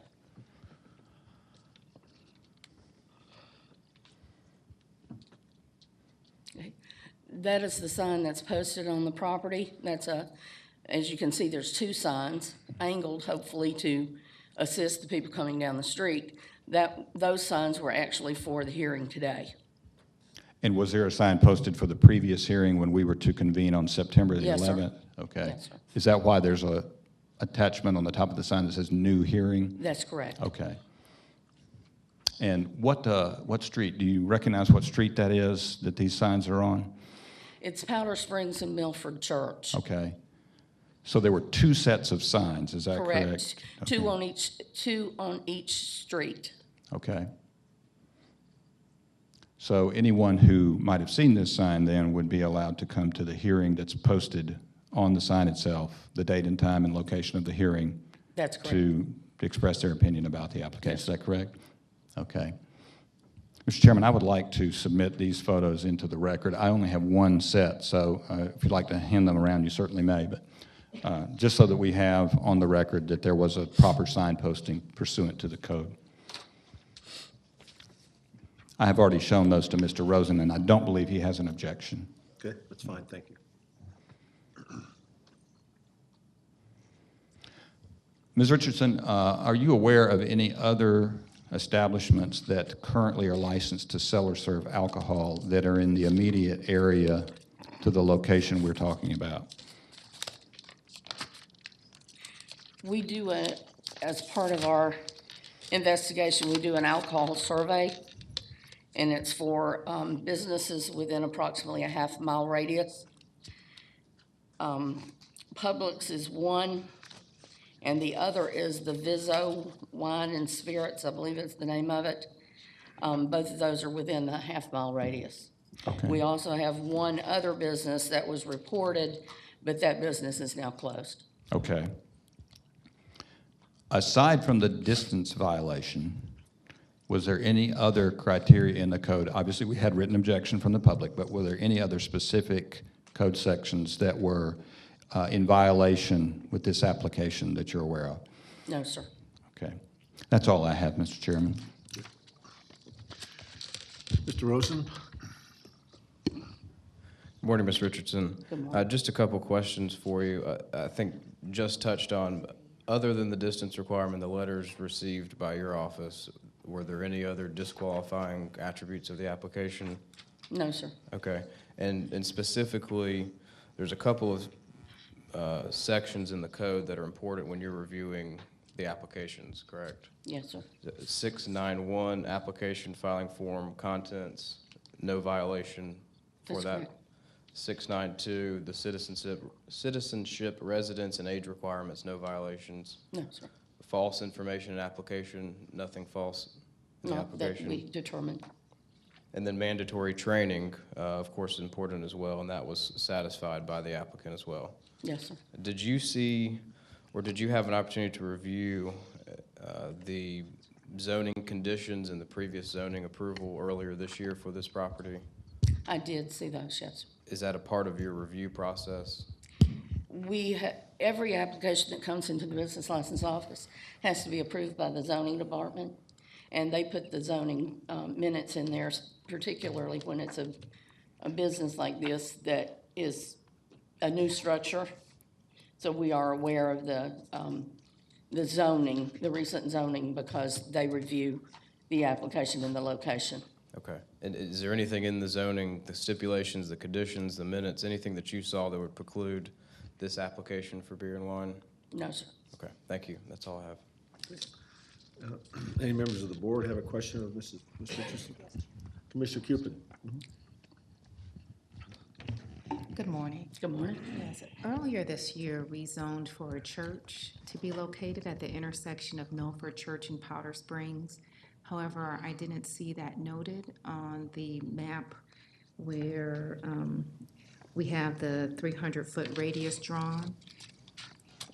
And I don't know if that was also considered or why it may not have been considered as prompting consideration. Because as the way I understand our definition of church in the code, it has to be one that is holding services regularly. Actively serve. And actively acting as a church, and this was not at the time. Right, okay, thank you. Mr. Weatherford? Just a clarification, I don't know if you need to do it or Mr. Hensley, but you mentioned that there needed to be timely written objections, and you have included those in this application, and these were mainly in the form of emails. Yes, sir. That I saw. He also said must state how impacted, et cetera, et cetera. Is there a requirement that says what you must say in these that say how you're impacted? Because what I read are words like I believe, I think, I don't want. To me, those aren't impact logical, or not logical, but impact reasons. Do we have any requirements? Or can they just say anything they want? I mean, I Yes, thought sir. we said property values. I thought we said how we're impacted, and I don't see that. All I see is I think, I don't want, et cetera. So maybe Mr. Hensley yours. If I may jump in, yeah, Mr. Commissioner, and forgive me if I have confused the issue. The first set of criteria that I mentioned are in 6-124, which regards, or is in regard to the 300 feet. Yes, sir, I understood that requirement. And that is where we find the language that says, if the board at a hearing shall determine that the property values of the residents or residences shall not be affected, that the quiet enjoyment of the premises by the residents thereof shall not be adversely affected, and that the grant of such a license shall have no other adverse on the residents, then this board may waive those requirements. Not required to, but it may. Okay. Okay, that's a separate consideration only for purposes of the 300 feet distance requirement from a residence, or the property line of the nearest residence. Under 6-96C5, that is where we find the criteria for a timely written objection. And all it says is that the person filing such a timely written objection must describe how and why the person filing the objection or the immediate surrounding neighborhood will be negatively impacted by the issuance of such license, and shall specifically state the reasons therefore. That's all it says. So it's a fairly broad criteria, but it does require some specificity.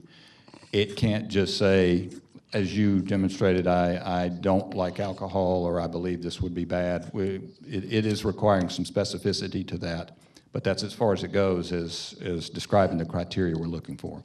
So have you reviewed these timely objections, and do they have specificity? I mean, it doesn't appear to me that some do and some don't, so does it only take one to have it?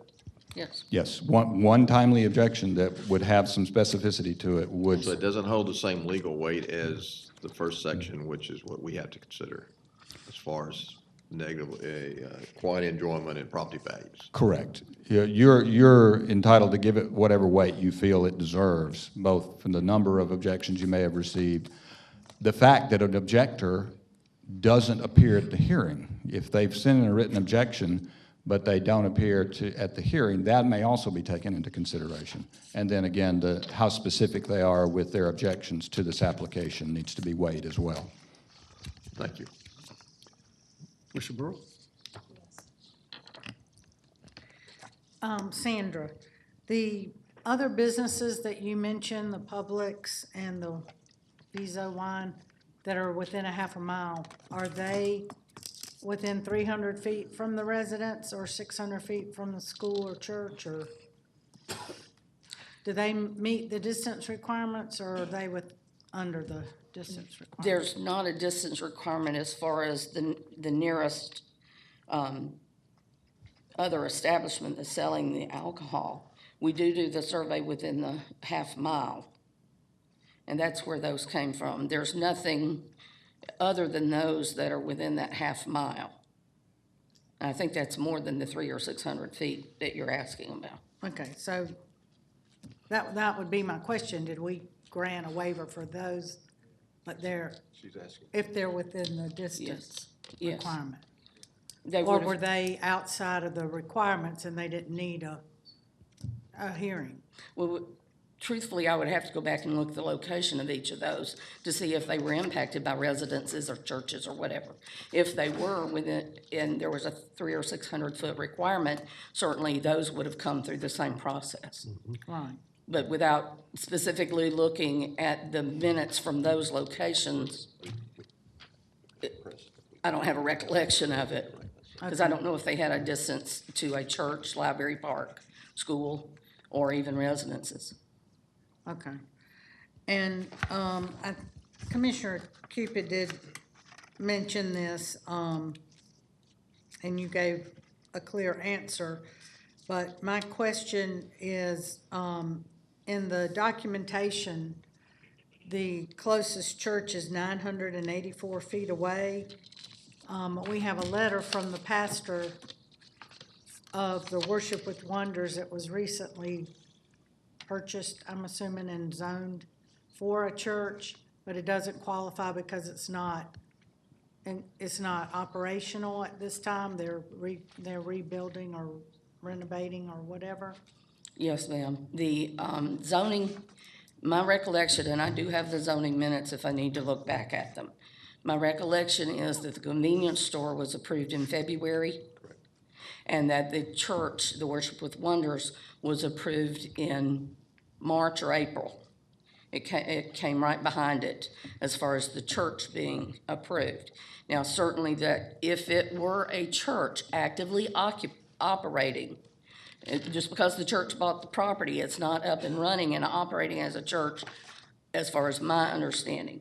It is certainly just across the street from where the convenience store would be built. I mean, across the street and being Milford Church.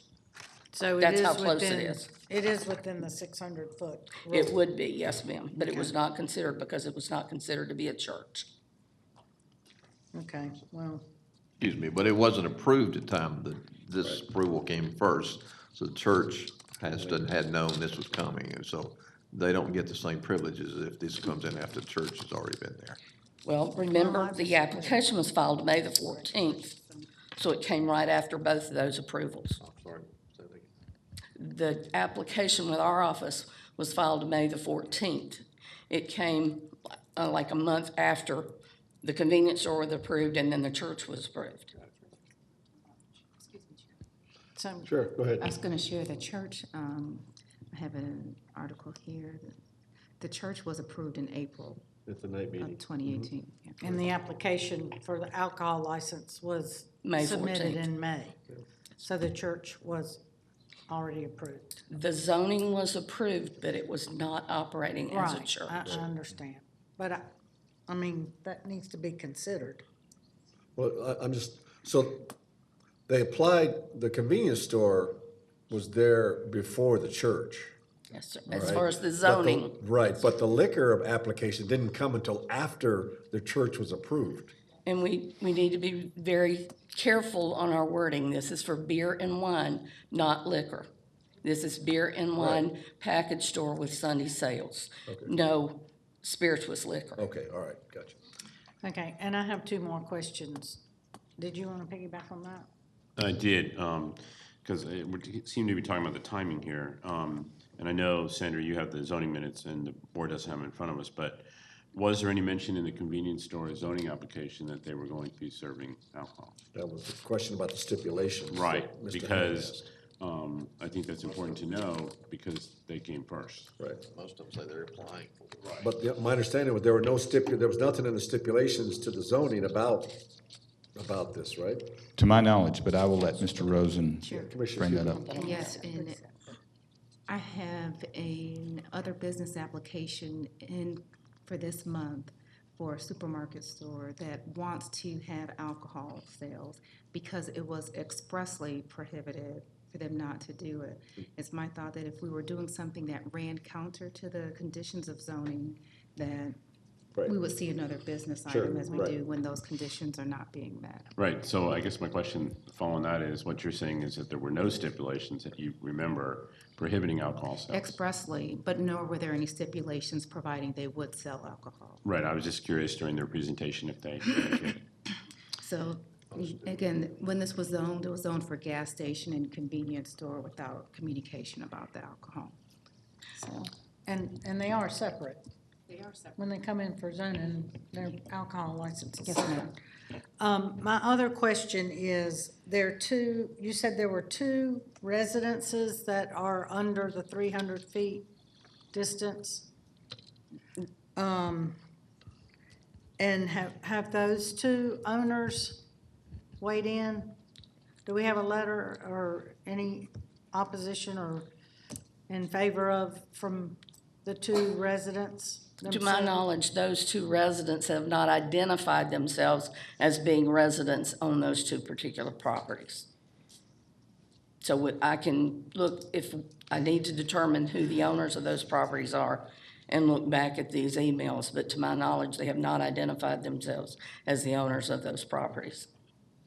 Okay, well, on the tax records, did we look up the tax records on those 2 addresses? I'm not sure that I did, no ma'am. And part of the criteria is I had objections anyway. It was gonna have to go before the board, so. I understand. But the 2 that are most impacted by the 300 feet proximity, I'd like to hear from them or I'll get know that if they information. were 2 of the ones that filed objections or letters. I'll get that information as soon as I sit back down, I'll look it up for you. Chairman, may I respond to that? Sure. With zoning requests, a letter is required to go to residents within a certain distance. However, we don't diminish impact to residents that live outside of that zone. So I do have concern about how we're trying to vary the impact of this on nearby residents who live in a subdivision immediately across the street. Because their home is not specifically within that radius, does not diminish the impact that this development can have there. And I think we see that time and time again as we consider other zoning cases. So I would just ask that the board keep that in mind. And as a point of clarification, I think that's a good point. First of all, and correct me if I'm wrong, Sandro, when the distances are measured, and we have or require a survey, correct, Absolutely. from the applicant to show the distances from the proposed location to these various establishments or structures, correct? Correct. When it is determined by that survey that the property line of a residence falls within 300 feet, or a church, park, school, or library falls within 600 feet, automatically, without determining who owns these establishments or who may be residing there, that's got to be set down for a hearing because it is a distance violation. So we don't automatically research who that is. And you're also correct to say that to file a timely written objection does not require you to be within one of those distance violations. If you live in the immediate neighborhood or elsewhere, you can file the timely written objection, but who you are and where you live is just given, that's the weight that this board chooses to give to whatever their objection may be. Commissioner. All right, Sam, I have a question about that then. We know that we are here today because of the 300 and the 600-foot issue. Well, only the 300. Right, okay, but if they did not exist and folks filed a timely objection, the sign goes up, would we be having a hearing? Yes. Okay, so just, so if someone outside of the 300 feet filed an objection, that would trigger, that would have sent it to the license review board, correct? Correct. Correct. And then it would have come here. Just as the signs were posted for this hearing, signs were posted for the license review board. Anyone seeing those signs can file objection. Right, I just want to make sure, I mean, because, you know, talking about the distances and everything, if any of these folks had filed an objection, that would have triggered this hearing. That is correct. Okay. Commissioner Burrow, you had another question, I believe? So Commissioner Cupid, I wasn't trying to diminish the fact that the other objections we've gotten, that we've received, aren't valid. I was just curious as to why we didn't receive something from the two within the distance requirement. You'd have to ask them. Well, I know, but I mean, I think that would. Yeah. But it's a real, Chairman, if I may respond again, for zoning, we do not question whether or not we hear from people who received a zoning notice. So again, I can't understand why we are seeking any specific form of communication from somebody that gets a notification about this. But I do have some procedural questions about this hearing. This hearing, I believe, would have been prompted with or without objection because of the violation of of the 300-foot distance, not because somebody in the neighborhood objected. It was both. That's correct. It was both. Okay, I'm just, Truthfully, the 300 feet Yes. would have taken it to the license review board. okay. The license review board would have issued their ruling, and it would have come to you either on consent for affirmation or on appeal, as we are here. This is an appeal hearing from the license review board. Okay, so there would have been an instance, if it went to license review board, because there have been times we have seen in our book, in our materials, where there's been a violation of the distance waiver. However, the license review board did request that the board approve it, and it didn't. But this is not following that process.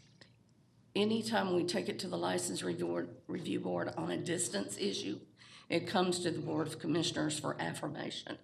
So generally, those are on consent. Okay. And y'all see the distance waivers, and you affirm the actions of the license review board, or you can pull it for a hearing. You have that authorization, but you're going to see the distance waivers come to you for affirmation. Okay. Okay, Commissioner Burrow, you good? I'm good. All right, so I think we're pretty clear on that. That's the only witness I have, Mr. Chairman. Okay, are there any other questions from the board for Sandra? Okay, thank you. You're up.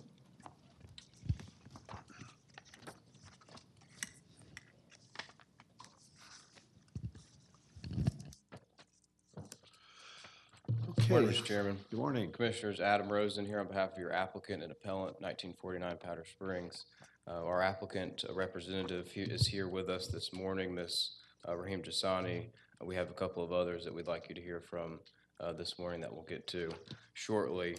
One thing I did want to make sure I didn't forget, your question about other establishments at the intersection, that the other establishments that were mentioned to you. I know for at least some of those are within the distance to the Mount Zion Church that's there at that intersection. So I think that was kind of where, Commissioner Burrow, you were asking about, were those within the distance requirements? Did those have waivers?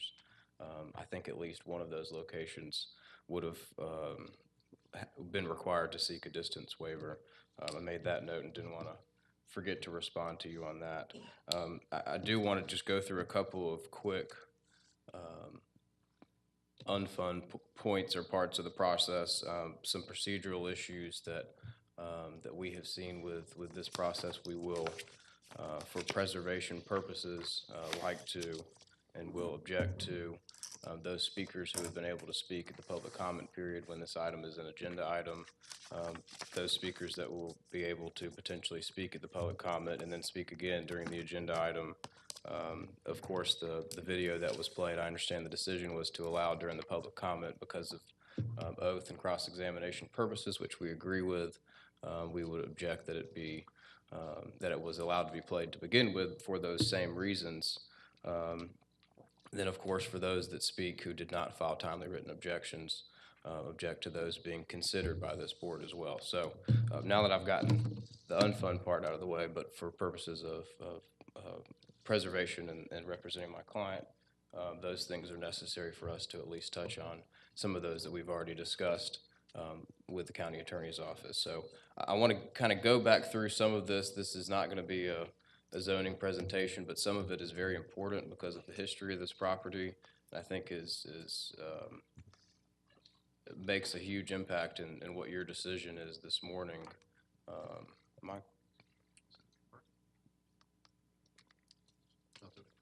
Okay.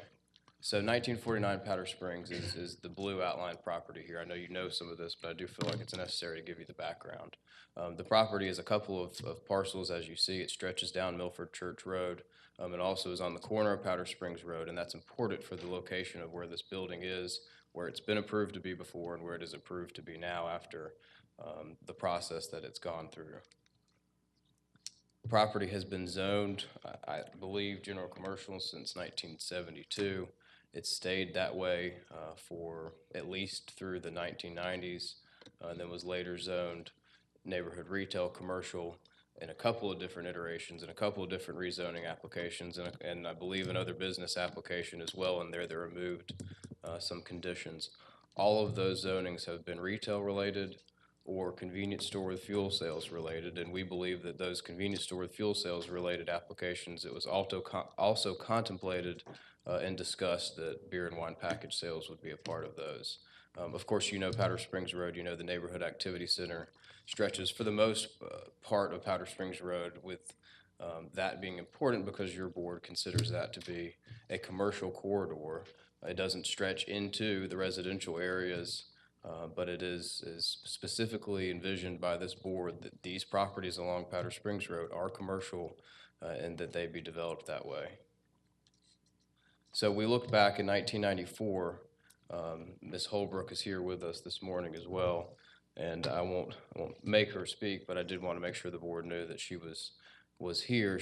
At some point, this property was looked at being developed, and in 1994, a beer and wine package license was approved by Cobb County. You can see beer package, wine package, Norris Holbrook. For whatever reason, it was not developed that way, but that's important for the context of as early as the 1994 year, already zoned general commercial, but as early as that time was a public record of beer and wine package being approved for this location. Then fast forward all the way to 2017, Z85 was filed. It wasn't decided until March 20th of 2018. Again, it was zoned for this purpose, and I'll answer the question of with expectation for beer and wine, but you can see in the minutes the stipulations and conditions that were a part of that approval, and then some additional ones that were, or at least one other that was added in for a 5-0 approval by this board. I'm going to hand to you what was submitted by your applicant yesterday. I understand that what we have proposed as potential stipulations and conditions, we're not modifying zoning conditions. The enforceability would have to be subject to covenants, private property covenants, but this is an example of the items that we'd like to propose. This does not change those zoning conditions, but what I did in there is I referenced those 2 letters that were a part of that rezoning request from Mr. Sams. One of those as recent as the day before the final Board of Commissioners hearing. I did go back and look at the video of the Board of Commissioners hearing, and at that time it was discussed about there being an application for beer and wine. If I may, Mr. Chairman, and I've already spoken to Mr. Rosen about the objection that I do need to interpose at this time, and he kindly shared with me this document, this letter, in regard to some conditions and stipulations that I think they're going to propose. Our position is, and he's alluded to this is not a zoning hearing. Right. This is not the proper forum to change or add zoning conditions or stipulations. Furthermore, this board really is not empowered to put conditions on the grant of an alcohol license. You determine that the license application either meets the requirements of the code or not, And if there is a distance waiver, you have to determine if the criteria is met in order to grant that waiver. So in either case, the county is not in a position to enforce and will not enforce such conditions without going through the zoning process if they wish to change the zoning conditions and stipulations that have previously been granted. So for the record, on that basis, I'm going to object to the admissibility of this document. You know, like you said, they can talk to the neighbors, enter into whatever private restrictive covenants they might wish to do. The county does not have anything to do with that. The county does not enforce those. So at this point, these would be merely aspirational. We would like to do these things to hopefully ameliorate the community's concerns in regard to this. But as far as granting this as an admissible document in this hearing, I'm going to object to that. Okay. My practice is to give as much latitude as possible, but I think in this case here, Commissioner Cupid has already alluded to it. They want to change the nature of the zoning, then they can bring it back as another business. And I get what you're trying to do, give us background, all right? But I think we get that point. So we need to get back to the issue at hand here. What are the issues that you believe are important to be brought to this board for us to vote for your proposal that you're submitting today, all right? So I agree with Mr. Hensley. This is a zoning issue that properly brought to the board under another business process. And I would just like you to now get back into the road here and talk about the liquor issue. All right. Thank you, Mr. Chairman, and I understand the important part is that those are items that were voiced as potential concerns that the applicant could address. In what form that may be, of course, that's something that would have to be discussed. Right. Also in there is the history of the zoning. Those are important because I think it was clear at the time that this board considered that zoning request, that there would be another license or another application for beer and wine package sales. So, but I will move forward and get back to. Excuse me, Chairman, if I may ask, or even the county attorney, with respect to this document, Sam Hensley objected to it. I don't know if we responded to it, and what kind of weight does that have? Can we consider this? Do we not consider this? Well, the rules of. It would be my opinion that the objection should be sustained. This is the opportunity for testimony. Right. Not for entry of that document, and if that's sustained, then it would be not a document that you would consider at this time. And it would not be included in the official record of this proceeding. Right. Okay. So as part of that rezoning, there was a modification or multiple modifications to the site plan that was previously approved. 3,000 square feet is a very small footprint from what was originally approved that stretched all the way down into the second parcel with the entrance that does front into the Southampton Estates entrance. That was a part of the changes that were made after the Planning Commission recommended denial of this application, and then your board approved it. That's important because the pumps were moved away and towards Powder Springs. It's important because a significant amount of the commercial retail was removed. It's also important because that square at the bottom is going to be undeveloped with trees to remain, and that's a specific condition of the zoning, other than being able to have an entrance into the property. So that goes directly to the potential effect on residential neighbors. Those changes were made and approved by this board at that time. So that's the revised site plan that was approved. The specifics of it with DOT and others are part of the conditions as well. So these are the stipulated architectural renderings that were a part of that as well. We really need to get back to the alcohol issue, okay? These are all these are all well and good. These have nothing to do with the issue at hand. So I wish you'd take your presentation to the alcohol portion of this hearing. Okay. Thank you, Mr. Chairman. If you'll move on. And if I may recommend, and I do understand too where he's trying to go with this, we might want to wait to hear what the objector's specific problems are and let him address them at that time. Beyond I think this board understands exactly where Mr. Rosen's going, all right? So I don't need to have any more explanation about what this board is or is not doing.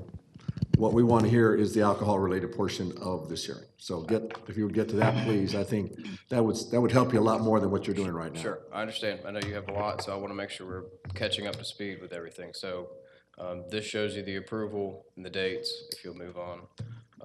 So the License Review Board decision earlier this year in July, we believe was not based on any evidence of harm. The applicant presented the conditions from the zoning, presented the training, the certification. We'll go through all of that with your applicant this morning. That's exactly what the License Review Board wants to see. That was presented, and you'll see that again this morning. The locations that are around this property that have existing beer and wine or liquor licenses granted by the county are before you now. You can see the proposed location. That satisfies the code section 6106 of are there licenses granted in the area. Thanks.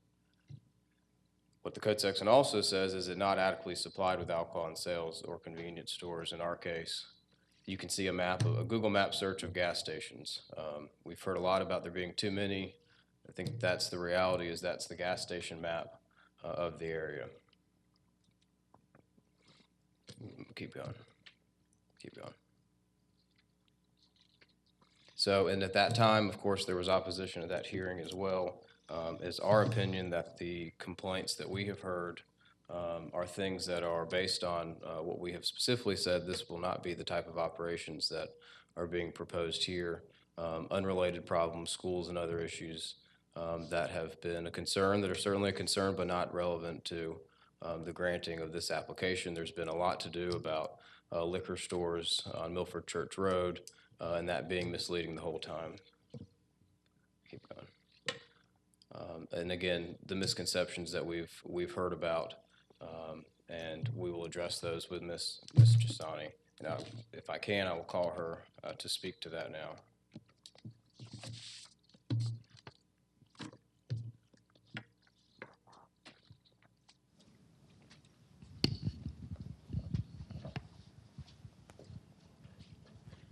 Good morning. Mr. Gisani, if you can introduce your full name to the board. Sure, my name is Mesbin Jasani. Okay, and can you tell the board what your relationship is with this application? Yes, I'm going to be the licensee for beer and wine sales. What is your occupation outside of this application? I am currently a teacher and I teach elementary students robotics and coding. So that's what I do. Is that a full-time, part-time? It's a part-time job, which will allow me to be going to the store and checking on the store, being there, running it to make sure everything is good and safe around everything. Do you have any history in the sale or management of alcohol sales? I do. My past employment has allowed me to be around alcohol sales. I used to be a private company for bartending, and then I also was working at an establishment at Aloft Hotel in downtown Atlanta. I've been doing it for quite some time, so I'm familiar with the rules and the laws and how to serve alcohol, not to serve to minors especially, how to look out for any fake IDs, that kind of sort of thing. So that was your personal experience as someone trained and actually having a pouring license? Yes, sir. Okay. And what about any family history, ownership of convenience stores? Do you have any history directly related to something like this application? I sure do. I've been around this business for a really long time because of my father. He's been in this industry for a really long time. So I've been around it growing up as a little girl. I kind of taken some, really good perks from it because I learned from my father how to run a business and what to do and what not to do, and I've also learned on my own to see how to do it myself as well. So I kind of have that experience of helping my family run the business as well. Did you complete certification and training before filing this application? I sure did. I did the raw certification training. How many employees will your business have, do you project? About 2 to 3 employees. Can you tell the board what type of training your employees will be required to go through in order to work for you?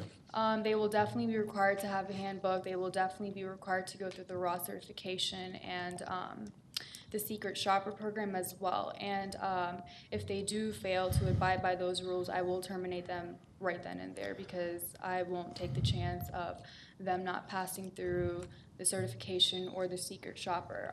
I do take this very seriously. What's the secret shopper program?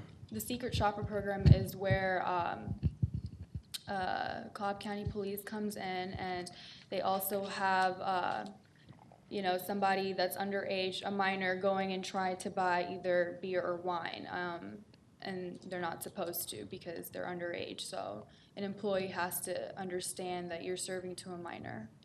So Cobb County Police may come in on a potential underage sale, but you're talking about a private event or private contract with someone to come in Yeah, and pretend to be over 21. right, So you will have that program in place. yes. Okay. You mentioned termination of employees. Is that a first offense termination? Yes, it's going to be first offense. Will you have a point of sale system, and can you tell the board what that means? Sure, I will have a point of sale system where we're gonna be able to identify what year their birthday's in, and it will be in the system, so it won't allow for the system to approve it even if it is minor. Does that track alcohol sales? Yes, sir. Does that track the employee who sold? Yes. And does it track the date and time when alcohol was sold? Yes, sir. You understand there was a stipulation from the zoning that conditioned your hours of operation from 6 a.m. to 11 p.m.? Yes. But you understand that alcohol can only be sold during state The permitted alcohol times? hours, yes. Will you have cameras on your property? Yes, we're gonna have about 30 cameras. We're gonna have 10 inside and 20 outside. How long will you maintain that camera footage? We're probably gonna store it up to a month, and it'll all be in iCloud storage. Okay. Now tell the board what the cloud is. Just kidding. What percentage of your actual sales will be related to beer and wine? Probably about 10 to 15, max I would say 15%. Is that just a number you feel like sounds good, or how do you come up with that? No, I've projected the sales. We're basing it off of how much everything will be as far as our convenience goods and our fuel sales, and that's the number that my family and I came up with. That sounds about reasonable because, like I mentioned before, from my past history, that's what we've kind of always been around, and to us, that is what seems really reasonable and has worked for us in the past. And you understand there's been a number of concerns raised from the area residents and businesses. I do. One of the things, did you hear concerns about school children, and can you speak to how you might be able to address that with your background? Sure. So some of the concerns that I heard was that they didn't want my convenience store to come because their school system is bad. Their middle school and high school system is bad. With all due respect, I feel for them and I understand them, you know, being a teacher and stuff. And if I was a parent, I wouldn't want my child to go to a bad school either. But that's something out of my control, and I can't really control the school system being bad. And I don't really see a school system being bad because I have a convenience store coming. I don't really see the correlation there. That's just my opinion. How will you, being on site and through training of your employees, how will you address those potential school children being on your property or attempting to buy alcohol underage? Well, at all costs, they wouldn't buy alcohol because, first off, they're minors, which no one in their right mind, I hope, would serve. And if we do have any children on our property, I would make sure that they're all safe at all times. And, you know, they're buying things that they're allowed to buy, that kids are allowed to buy. Have you told those that you've talked to about this application that you want this store to be family-oriented? Absolutely. I definitely told them I want this to be a family-oriented store. I definitely want to be involved with the community. I definitely, during holiday times, want to have decorations up and just be really involved with the community. No, sit down. No, sir, please. Would you be willing to have additional grocery-type items to Yeah, absolutely. add into your sales? Yeah. Have you also heard concerns of loitering or drinking in the area? I sure have. I've also heard some of those concerns, and I assured the community members that I would have security at all times. at my property and also within the community, you know, and with that being said, I also offered to build a fence, to make sure that they feel safe and comfortable, and, that's like one of the concerns that was from them, and I also offered that, and then once I offered them security, they kind of rebutted back to me and said, why do we need security now? So I was trying to be helpful and trying to make them feel comfortable, but they rebutted back and they were like, why do we need it now? If, will you have a policy that prohibits loitering? Yes. And is that, and you understand that's in fact required under the rezoning conditions? Absolutely. Are you willing to dedicate an employee to being a contact for the neighboring church or homeowners association in case of loitering or littering or any other concerns? Sure. I'm actually in the works of doing a contract with AC Sweepers and Maintenance. They're from the community, and I want to, you know, bring someone within the community to help us all have a clean area, pick up trash, all that kind of sort. If you are not at the store at any given time, will your employees be required to or trained on how to handle these items with you not being present? Well, yes, they will be, and I will be present most of the times as well. If not myself, then either my father, my brother, who have been within this business for a long time, like I have, just to oversee and take part while I'm not able to oversee the business. But yes, even my employees will get trained and to know exactly how and what to do. So you will have time to be present at the store in addition Yeah. to your part-time teaching position? Absolutely.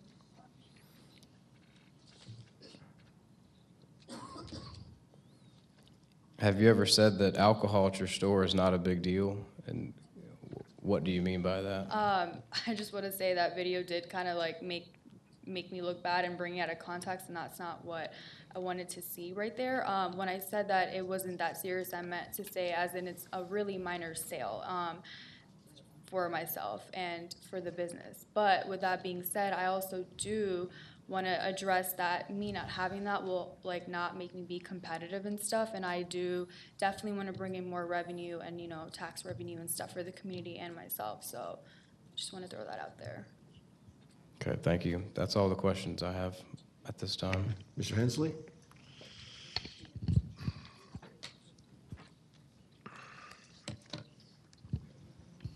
Very briefly, you indicated you had some previous alcohol experience. Have you ever had any experience running a convenience store specifically?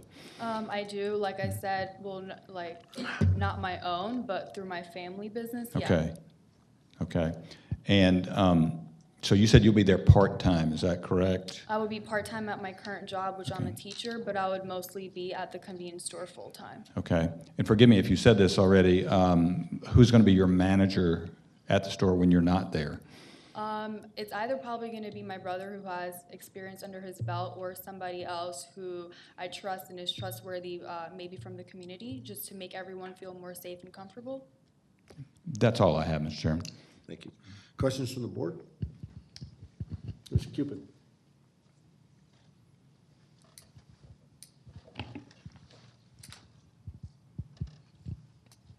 I don't necessarily have any questions for the applicant here before us. The attorney, Adam Rosen, had some comments that preceded hers that I feel had some weight. Okay, we can do And I that. don't know when the appropriate time is. Before we vote on it, I'll let you bring those Okay, all out, okay? thank you. Anybody else? I only have one question. When this was zoned, all right, and it was approved, you knew about the 300-foot radius, right? I did, sir. And had you, at that time, when you were planning on having a convenience store there, you knew about 300 foot, and you realized the implications of that 300-foot radius? I do, sir. So I saw on the slide from Mr. Rosen that there was the expectation that you would have beer and wine sales here. Okay. So you knew you were gonna have this issue coming right out of the gate. Sure. So what was, you were gonna bet on the come? No, sir. I just wanted to, you know, really bring it up to the community and make them feel comfortable and make them understand that this at all costs will be a safe neighborhood. And, I didn't want to bring any danger to the community. I actually want to uplift the community and help them be better as one whole. Okay, well, I get that point, and I think you're genuine in that belief. I just want to make sure that we understand here that you understood the implications of putting a convenience store here, that there might be a chance that the Liquor Review Board and the board might disapprove the liquor license. You realize that was part of the equation Sure. that you were considering when you went ahead and asked to build the store there. I do. Okay, I just want to make sure you're aware of that. Okay, I all right, do, thank you. Thank you, ma'am. Thank you. Any other questions from the board? All right, thank you very much. Thank Appreciate you. your comments. Thank you. And Mr. Chairman, if I can call Larry Singleton as our next witness.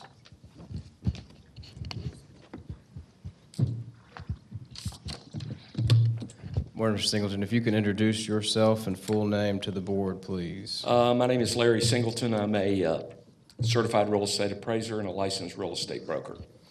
And please tell the board your involvement with this application today. I was engaged by council to perform a study to address the market value issue that you have before you today. Okay. And I want to get into your qualifications, if I can approach to hand this to the board.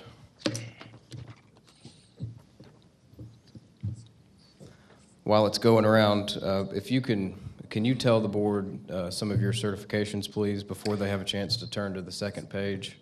Actually, it's the third page in there that has my resume. I've been working in government appraising for about 30 years now. I've done extensive work for the Cobb County DOT, the Cobb County Attorney's Office, and sort of my specialty is estimating damages due to things like the encroaching proximity of a highway to a house. And I've also worked for both council on both sides of this equation in estimating damages of convenience stores in adjoining properties, as well as funeral homes, which I've had of late, determining if there's a diminution in value for properties located adjacent to these types of facilities. What licenses do you hold? I'm a certified real estate appraiser in the state of Georgia and also a licensed real estate broker. Were you also a county commissioner? Yes, I was a county commissioner, a part-time job. I had a good time, but from 99 to 03, I served the Southwest District of Cherokee County. Have you ever been qualified as an expert before in an in-court proceeding? Yes, sir. What type of cases were those? I've been qualified as an expert in eminent domain cases, working both sides of the equation. I've been divorce cases, estate cases, conservation easement cases. I've testified in hearings like this in excess of 100 times. Have you testified at a license review board or specifically to alcohol appeal hearings before? Yes, sir. So you're familiar with the process and the application? Yes, sir. And you're familiar with this application? Yes, sir. What is your job in this case or in those cases as an appraiser brought in to testify? My job in this case is pretty much to pull the emotion out of it and perform a study to determine, is there actually evidence in the market that shows that houses actually lose value because of their location in proximity to a convenience store with fuel and beer and wine sales. Now, it's kind of difficult to take that 300-foot circle and perform the study along those lines. So what I did in this case is I researched about 30 convenience stores and their locations in Cobb County and tried to find convenience stores that were adjacent to subdivisions. And then I would then take that a next step and look for homes that adjoined the convenience store and whether or not they've sold in the last few years. And in the case before you, I found 2 convenience stores located in Cobb County where there was actually the sale of a home that abutted the convenience store. One was a Shell station on Bells Ferry Road, just north of 575, and the second was a racetrack along Canton Road, just north of the Canton Connector. And let me, if I can interrupt you, the first question I have is why are these stores some distance away from the actual subject property? Well, I couldn't, I looked at every convenience store. The reason they're so far away is I could not find a store in that area that had a house that abutted the store that sold. So you have specific criteria you're looking for when you're picking a store as an example? Yes, sir. Okay. And would you say that the location would you say that it would still be indicative of what a study would potentially show at another location or at this subject property? Yes, sir. Okay. And so you found two properties, one on Bells Ferry Road and one on Canton Road. What did your study show you as far as the values of those properties? Well, what I used was what appraisers use in cases like this, is I used paired sales analysis, finding the house that literally adjoined the convenience store property. I then compared it to other sales of similar houses in that same subdivision that were removed from it. And in both cases, it showed no difference in value from the store, from the house that abutted the store to the houses that were away. And this takes the emotion out of it. This shows that though in these cases people get excited about this, in the real world it doesn't affect value. So to clarify your wording here in the report, which I think is correct, but just to make sure we all understand, when you talk about the two comparable properties, are those properties that are adjacent to or not adjacent to stores with fuel and beer and wine? Yeah, it's you take the sale of the property that was adjacent to the store and you compare it to at least one and maybe more houses that sold in a reasonable amount of time around that time to compare to that. It's just paired sales analysis. And then your study has a conclusion from these results? Yes, sir. What are those? What is that conclusion that you came to, or your opinion? My conclusion is that convenience stores do not affect the value of houses adjoining the house that adjoins the property, much less a house that's 300, 400, or 500 feet away.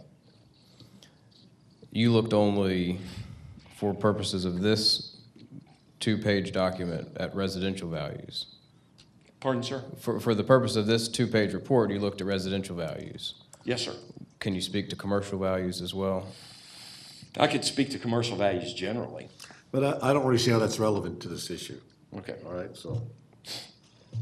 Or a church? Or does your finding in this report, do you believe that it would translate to other properties that are not residential properties? The study I did of this was how does it affect the residents, because that's what we're here today. It's difficult to tell you how the effect of if you own an adjoining property that's zoned commercial, having a high volume convenience store next to you is going to make it valuable because you're going to drive more traffic. But I'm just speaking in a broad general terms. Okay, thank you. That's all the questions I have. Any questions from the board? Commissioner Cupid? And I'll come down. I'll come down the board. Hi, Mr. Singleton. Hi, can you provide what your professional background is? It's on page, if you go to the third page, I got a list of my resume. I started my company, I went to Georgia State University, worked my way through college, got a real estate degree, went to work for the giant company, didn't like it, so I started my own little company in April of 1988. By more coincidence, I got drawn into doing eminent domain appraisals for the state DOT, Cobb, DOT, et cetera. Okay. And that's the basis of my career. Okay. I'm more of a commercial broker now. I just get called into these cases because I've done this so much and I understand it. Okay, I appreciate it. Do you have a policy background? A policy background? I don't understand that. Public policy background? I was a commissioner for 4 years in Cherokee County. Okay. Other than that. The only reason I ask is because in my research of looking at the impact of alcohol sales in residential communities, a lot of it hinges on the socioeconomic status of the nearby community. So when we're comparing residents and looking at the impact of alcohol sales on those properties, there are a number of variables that impact whether or not there's going to be a detrimental effect of selling alcohol in that community. I'm looking at 3 studies in front of me that show when there are communities that are more distressed or have a lower socioeconomic status, that they're going to be more impaired. And where communities that have a higher socioeconomic status, they will view the alcohol sales as a convenience or as a benefit. However, when they're areas of low economic status, there is a higher impact on crime and distress in those communities. So I'm just curious to know if you understand the impact of liquor sales based on what type of residential community is near the sale of that alcohol. I've never studied what you just stated, and I understand what you stated. Yeah. But today I'm looking at similar priced housings, and I'm trying to pare it down just to value. But I do understand what you're Yes. saying, and all I can testify to today is looking just at home values. I mean, I was hired by in my community in Cherokee County because a commissioner was building a funeral home in proximity to homes, and they asked me to look at it, and they didn't like what I found. I found homes that were right next door to the crematory in Cobb County and other homes in that same subdivision, and there was no effect. My expertise is value. Mr. Singleton, does crime impact home values? Yes, ma'am. Okay, so I'm looking at data that shows that the higher concentration of alcohol sales near communities that are of lower socioeconomic status will have higher incidence of crime. And if there are higher incidence of crime, then we can presume by what you just stated that crime does tend to reduce property values, that there's a potential for their property values to be impacted. And what I'm trying to state today is if you understand that there can be a different impact on different types of community based on the proximity of alcohol sales to those communities. I understand that. Okay. My assignment today was. You're trying to articulate to the board that there is no impact on property values, and I'm questioning how you arrived to that conclusion based off of all of my observations on the sale of alcohol in those types of communities. So I'm just peeling back what you're sharing. There are multiple variables that are to be considered beyond just having a home and beyond alcohol sales. There's other socioeconomic data that's also considered when you look at that impact. And that's the point that I'm making, and that's the point that I'm not hearing coming out of the statements or your responses to the questions today. I would think implicitly within looking at just the pure sale price of the home, it's going to take all of those socioeconomic factors into play. I mean, in the first study I did of the Shell, the homes are under $200,000, and that's, I have a son that's a school teacher, and that's affordable housing. But I do understand it, but I just look at the data. Okay, so let's look at just residential data since you're in real estate. When you're comparing the presence of places that sell alcohol to residential communities, are they similarly situated? Are they immediately across the street from a neighborhood? In my study, the way I personally chose to do it was I tried to find, you look at convenience stores all over Cobb County, very easy to do on Google. And then you can go to the Cobb County's tax assessor site and click on adjoining properties, the 2, 3, 4, 5, 6 properties, to see if they've sold.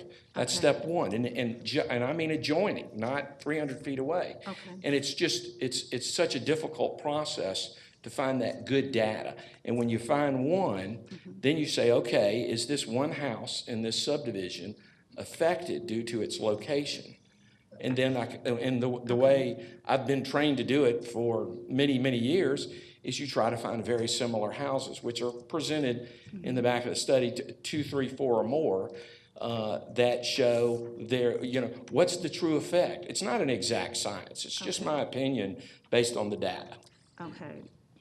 And again, I'm just continuing to ask questions because I think you're here as a witness to educate the board about how this does not have a disparate impact on property values. And so this is why I'm continuing to question.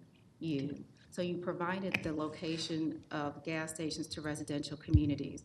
Are there, for the gas stations that you compared, or not gas stations, the sale of alcohol, were they just in gas stations? Were they in developments where there was additional retail beyond just the convenience store? Because what I'm questioning is, could there be other types of development that surround that community or surround that convenience store that also have an uplifting factor to those communities? So here, I mean, if it was in, if this was in a, let's say a strip mall that had other retailers that were a positive benefit. If this wasn't a grocery store where the community saw a benefit of getting groceries versus a convenience store sitting alone impacting a residential community, I would think would have two different types of impact. I really, I don't understand what you're looking for, and I kind of do. What I'm not seeing is how we can just isolate the data that you're providing to show that there is no disparate impact. To just say that the sale of alcohol and that all sales of alcohol are the same to any residential type of community, whether it be for the socioeconomic data or whether it be for the other types of retail or other commercial data development that surround that alcohol sale, there are just a number of factors that can impact whether or not that residential property is going to either increase in value or lose value beyond just the sale of alcohol itself. I can agree to that. It's just, I don't think my client, I think only the Cobb County government would have the money to pay me to do such a broad-based study to include both sales and the demographics of the area and the traffic in area. I've got to kind of, for a hearing like this, I've got to kind of narrow it down and deal with the observations I've seen in the market. Okay, so one of the comments that you made was that this was an emotional argument and you're here to take emotion out of it. And what I'm hearing is that there's other non-emotional factors that can also be considered in this analysis when determining whether or not liquor sales are going to impact the value of homes. And I'm just here, I appreciate what you're sharing, but I'm just, from asking questions of you, from looking at other studies, I'm under the thought that there are several variables that can weigh a community or benefit a community based on the sale of that alcohol that I didn't see considered in your presentation or in the data provided. Okay, I get your point, Commissioner Cupid, and actually, they're very interesting points. I'd just like to get some of the points from the other board members. I'm going to work down the board here, Commissioner Weatherford.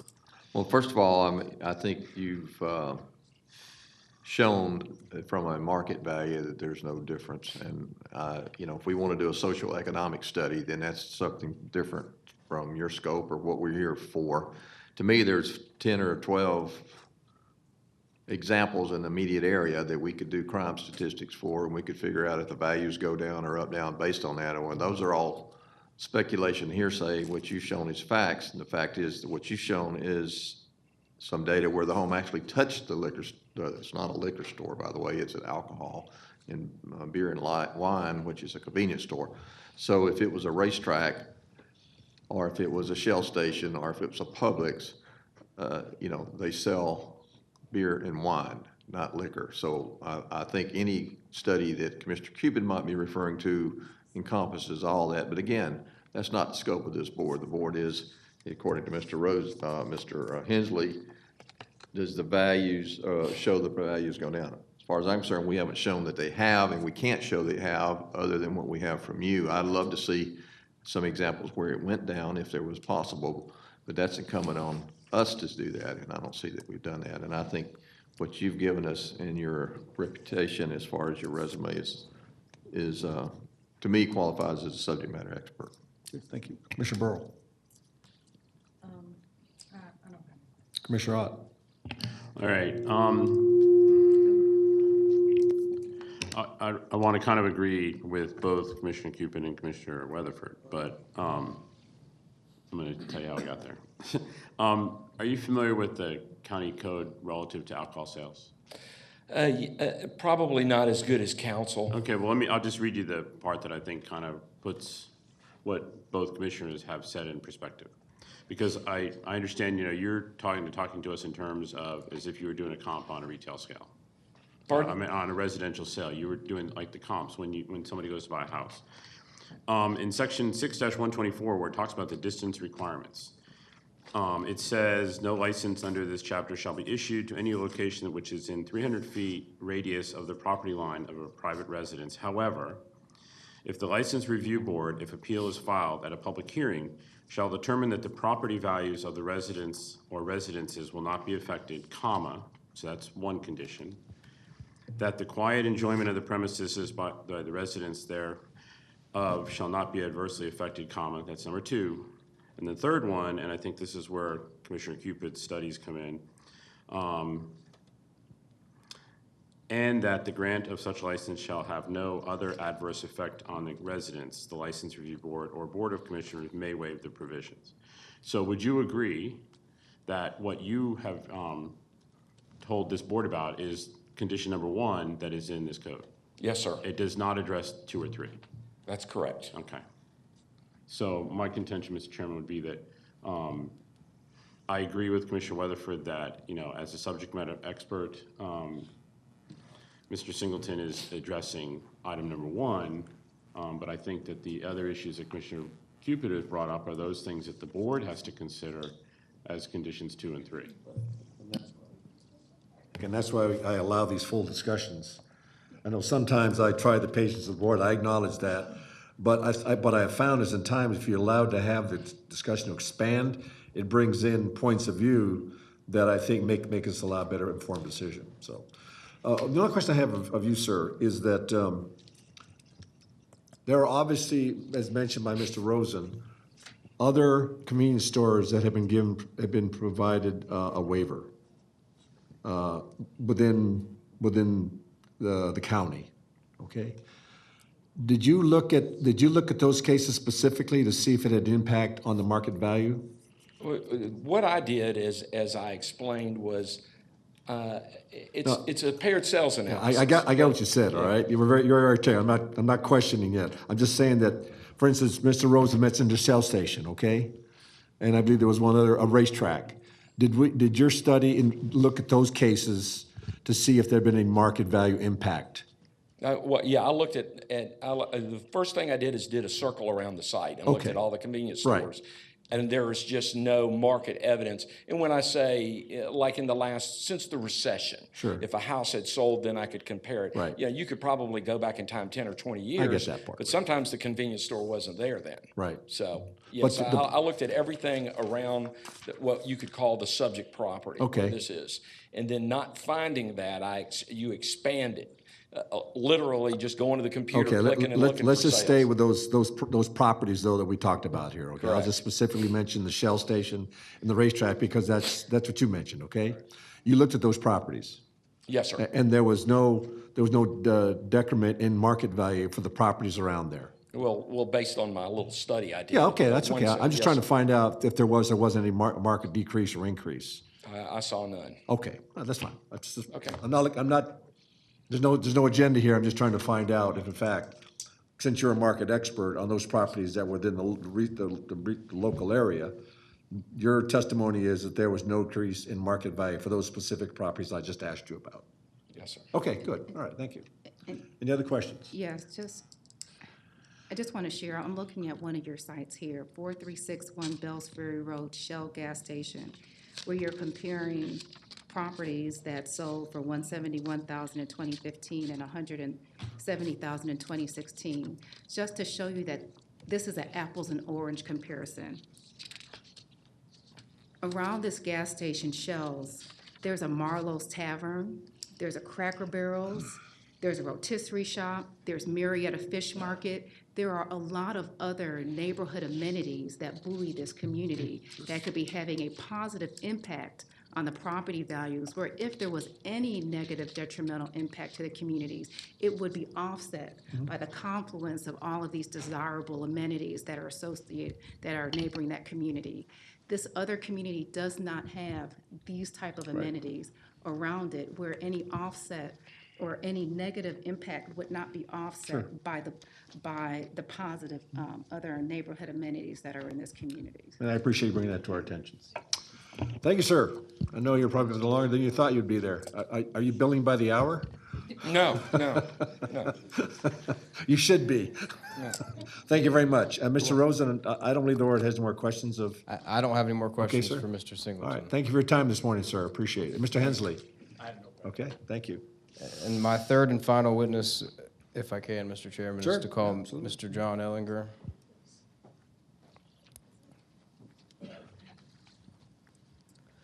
Mr. Ellinger, your time has been diminished. Look, when it comes to doing the right thing, I don't believe time is a factor.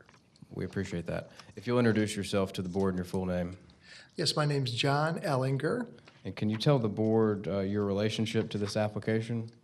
I am the listing agent for the property, and I've been the listing agent on this property trying to sell it for about 14 years.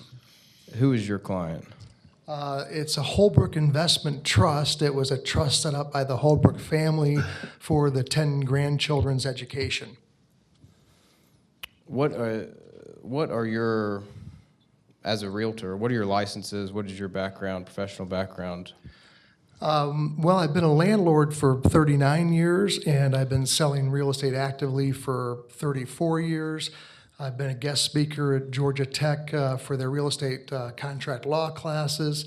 I've been a guest speaker at Kennesaw State University for their urban geography, and been one of the top selling agents in the country, over $700 million in closed sales.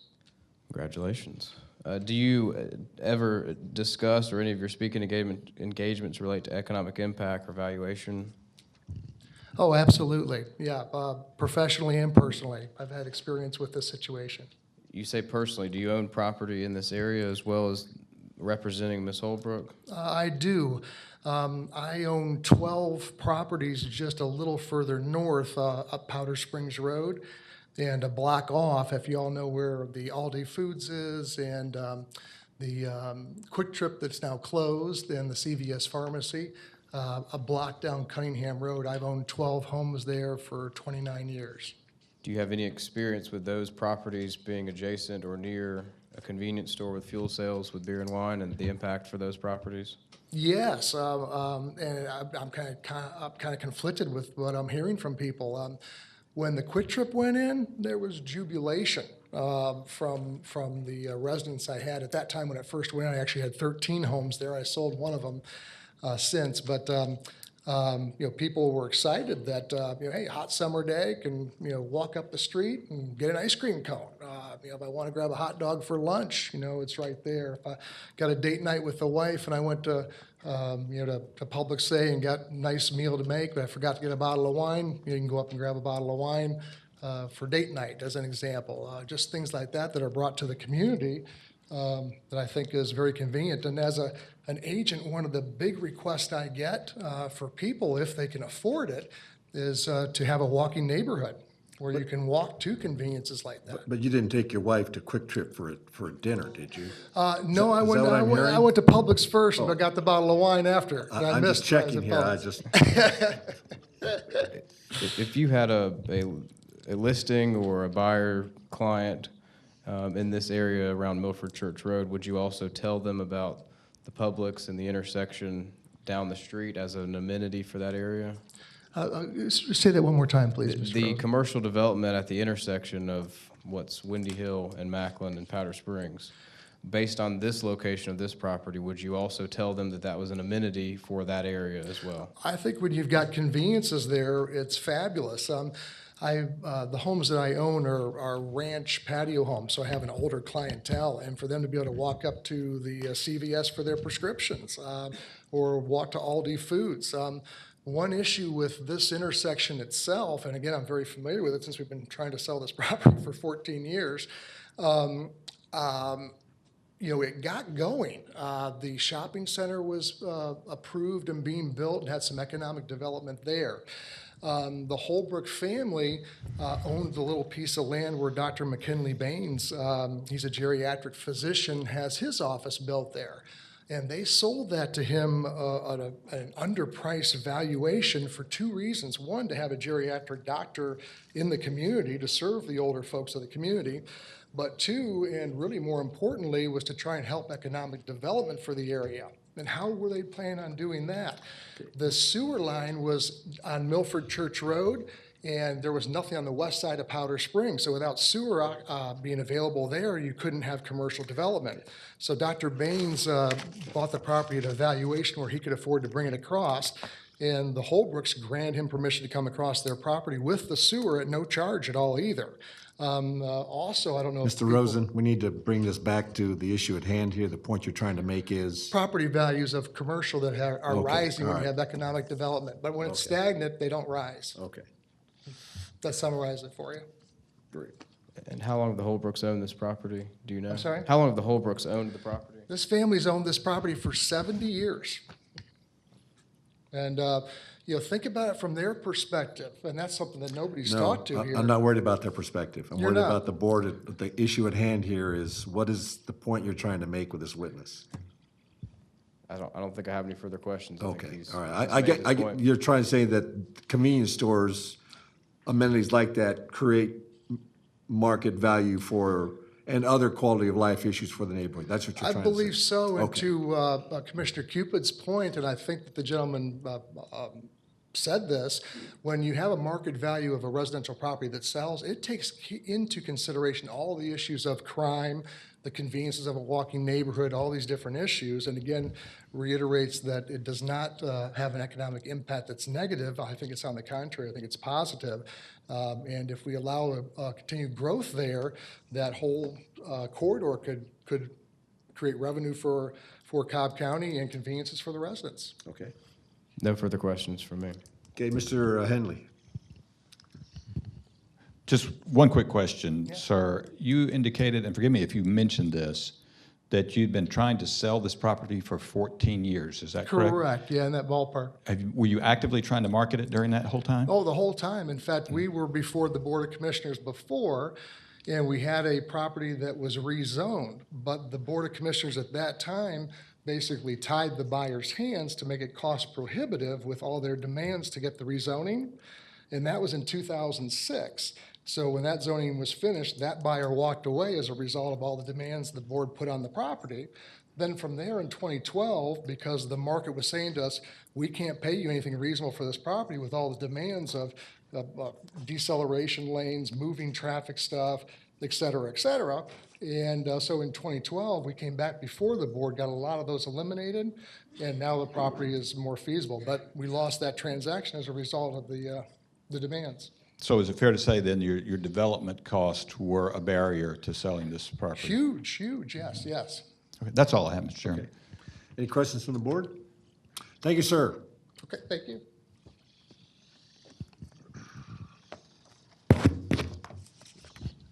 That's all that we have at this time. No further witnesses, just to close, Thank you, whenever Mr. that's Rosen. appropriate.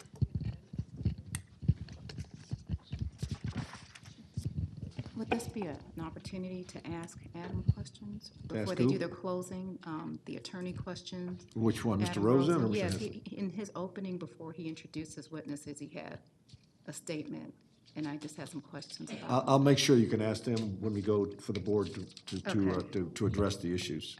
Okay. So I think at this time, Mr. Chairman, it would be appropriate to invite these speakers from the public, the timely written objections, and then the other folks that may want to speak, and then allow the attorneys to summarize whatever they wish Okay. to at the close of that. All right. If that's okay with you, that's where we'll go at this All right. point. So, you got the mic? At this time, we're going to invite those folks who filed a timely written objection to this application. I have a list of names. There are 8 people that by our record filed these timely written objections. I'm just going to go down the list in no particular order. If I call your name and you want to come forward to speak, please do so. And you'll have a 3-minute limit on your time, as we indicated. Please remember that you will be under oath, so we expect everyone to tell the truth. You will be subjected to cross-examination, and you're also on television. So just these advisories before you come forward to speak, if you so choose. So again, these are the timely filed written objectors. First is Miles Rutherford. Miles, are you here? Do you wish to speak? Come forward, please.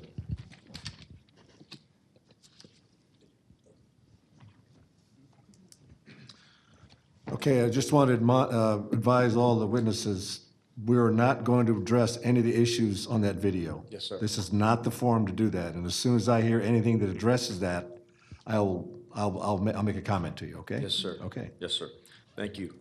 Just real quickly, I wanted to say a few things. When we found out about this, after we acquired the property, you all gave us a blessing to do. We went door knocking, talked to some of the people in the area. I have not spoken yet to one person in this community or the community surrounding that is for this. Not one person has said anything about being for it. I know the gentleman here talked about pulling the emotion out of it. I want to go quickly because of time. Very hard to take the emotion out of it unless you don't live there. Then you can look at it from a different standpoint. But these people live there, and their emotion has to have value. So the people that are testifying today, their emotion has to have some kind of value. Even though it doesn't affect numbers, it is still affecting families. I'm here as a pastor to set this up for success. I want to see this community have success. Revitalizing a building, it's close to $3 million we're putting into it. I want to see this community be set up for success. And that's one of the things I want to make sure that everybody here knows my point and my position for what I say. Tuesday, from 9 to 11 is a very difficult time for people to come. They expressed that in the community meeting we had last Wednesday. I did present 30 signatures to you the last month, stating people that were opposing of it. So I wanted to make sure that was aware. The community store is asking to be a community store to a community that does not want them in the community. And so that's something I want to make sure we make a note of. We as a church have already established a rapport with Smitha, and that's going to be foot traffic of offering after-school activities for children, for things that they're going to need after school to teach them. I think it would be detrimental to have children walking by a place that's selling beer, alcohol, just because of what it attracts. Our church has actually, since we've acquired the property, has moved a lot of vagrancy out, a lot of vandalism, a lot of theft has happened. That has moved out of the area. We're 50% through with our build out, and so it's moving rather quickly, hopefully to be in there by December. Just making massive strides. There's a lot of kids in this area. This is going to really propose a place that is directly across the street from the community, even though it's not 300 feet. The pull out from that station will be directly across from this Southampton. Really, this is as a person that's not in the community, but as a church pastor that is. I wanted to make sure I got those words out. Good. Thank you, sir.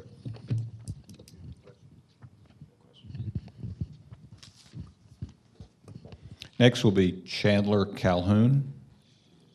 Chandler Calhoun. Marcus Turner. Marcus Turner. Matthew Morgan. Matthew Morgan, are you here? Laura Floriance, if I'm pronouncing that correctly, Laura Floriance. Dana Walden.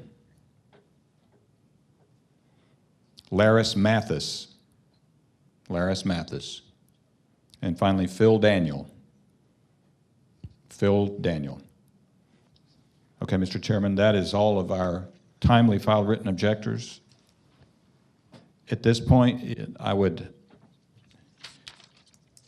invite anyone who is here to speak because of any other reason. They saw the sign posting, they heard about it from their neighbors, and wish to, again, have 3 minutes to speak, again, relevant to the issues and the criteria that we are considering today.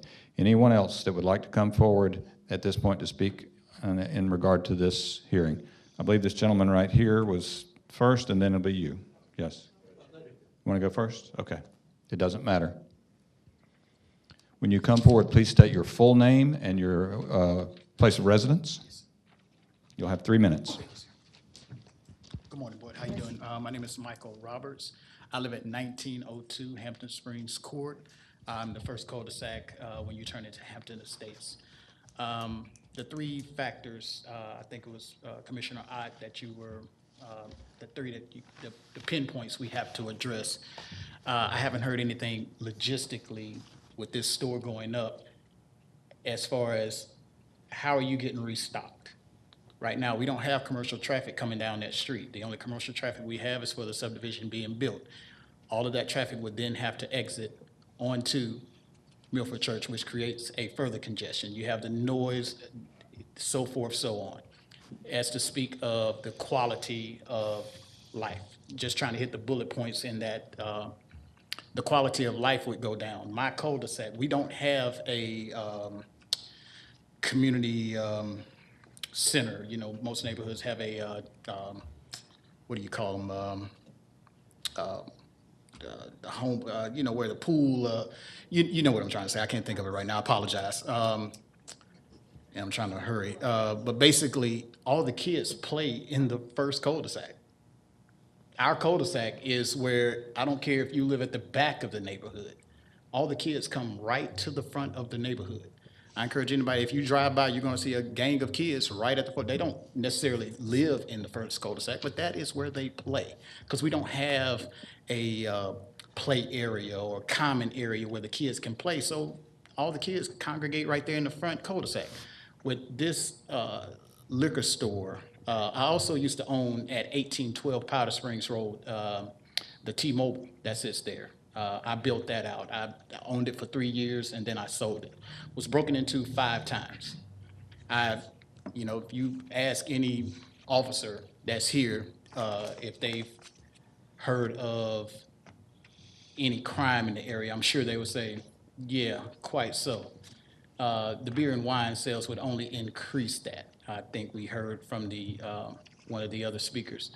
The quality of life is, we want those things. I've heard from a real estate agent who owns 12 homes in the community but doesn't want to live there himself. Why is that? I've heard from a guy that did a survey that says, hey, I've seen this, but your studies is in Canton and in areas that are vibrant. Where is that in our area?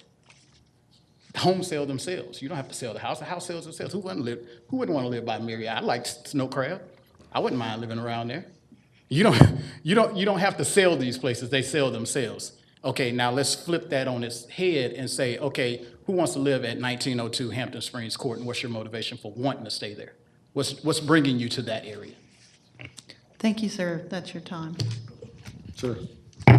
Before you go, I got a question. I don't believe we have any questions unless the board does. I have a quick question. Yes. And you may not know, did you or your neighbors oppose the zoning? My wife was at the first meeting. I was here at the last. I spoke. So the answer is yes? Yes. Okay, The thanks. direct answer, yes. All right. Commissioner Ott, there was opposition at the Planning Commission. And so Attorney Rosen did share this. They worked together with the community. That's how the site got moved down. It was made a lot smaller, so there were some concessions on that. So they didn't come to the actual BOC hearing, but they were at Planning Well, Commission. the reason I'm asking is I'm just kind of curious what folks thought was going to go in a convenience store. That's the issue I'm having. I mean, it was. I'm sorry, I'm kind of responding to Commissioner. Yeah, I'm sorry, I just couldn't hear you. I said, I'm kind of wondering what folks thought was going to go in a convenience store. Because convenience store, I don't know of many, unless they lose their alcohol license, that don't sell alcohol. And so I'm having a little bit of concern about that, in the fact that it was a 5-0 vote by this board to approve a convenience store. When like I said, I can't think of a convenience store that doesn't have alcohol. And so I'm a little bit surprised that we're having this discussion now, and we didn't have the discussion during the zoning hearing. Yeah, Commissioner Webb.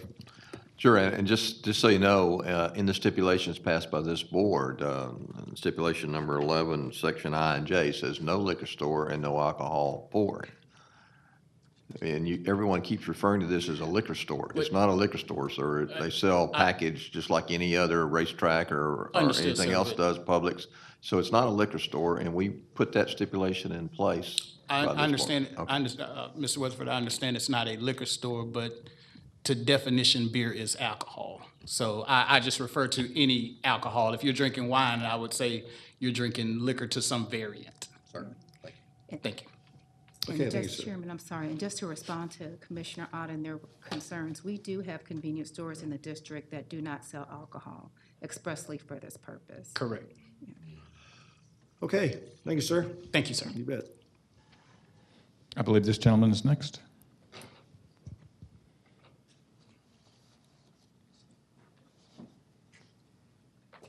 Please remember to state your full name and place of residence, please. And you are under oath. My name is Virgil Rice. I reside at 2165 Sugar Creek Drive. Sugar Creek Drive is located almost across the street from the location of property in question.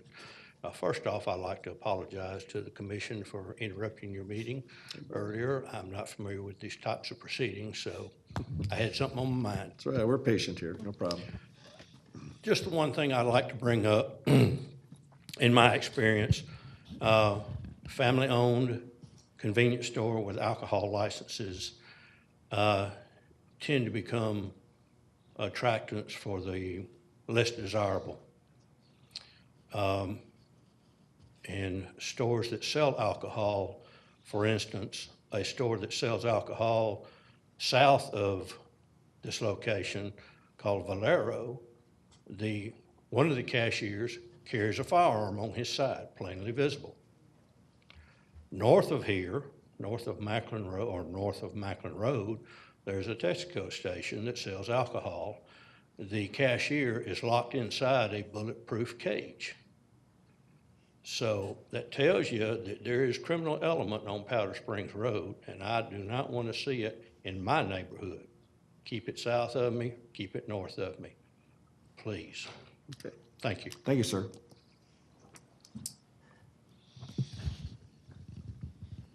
Anyone else who would like to speak? Please come forward.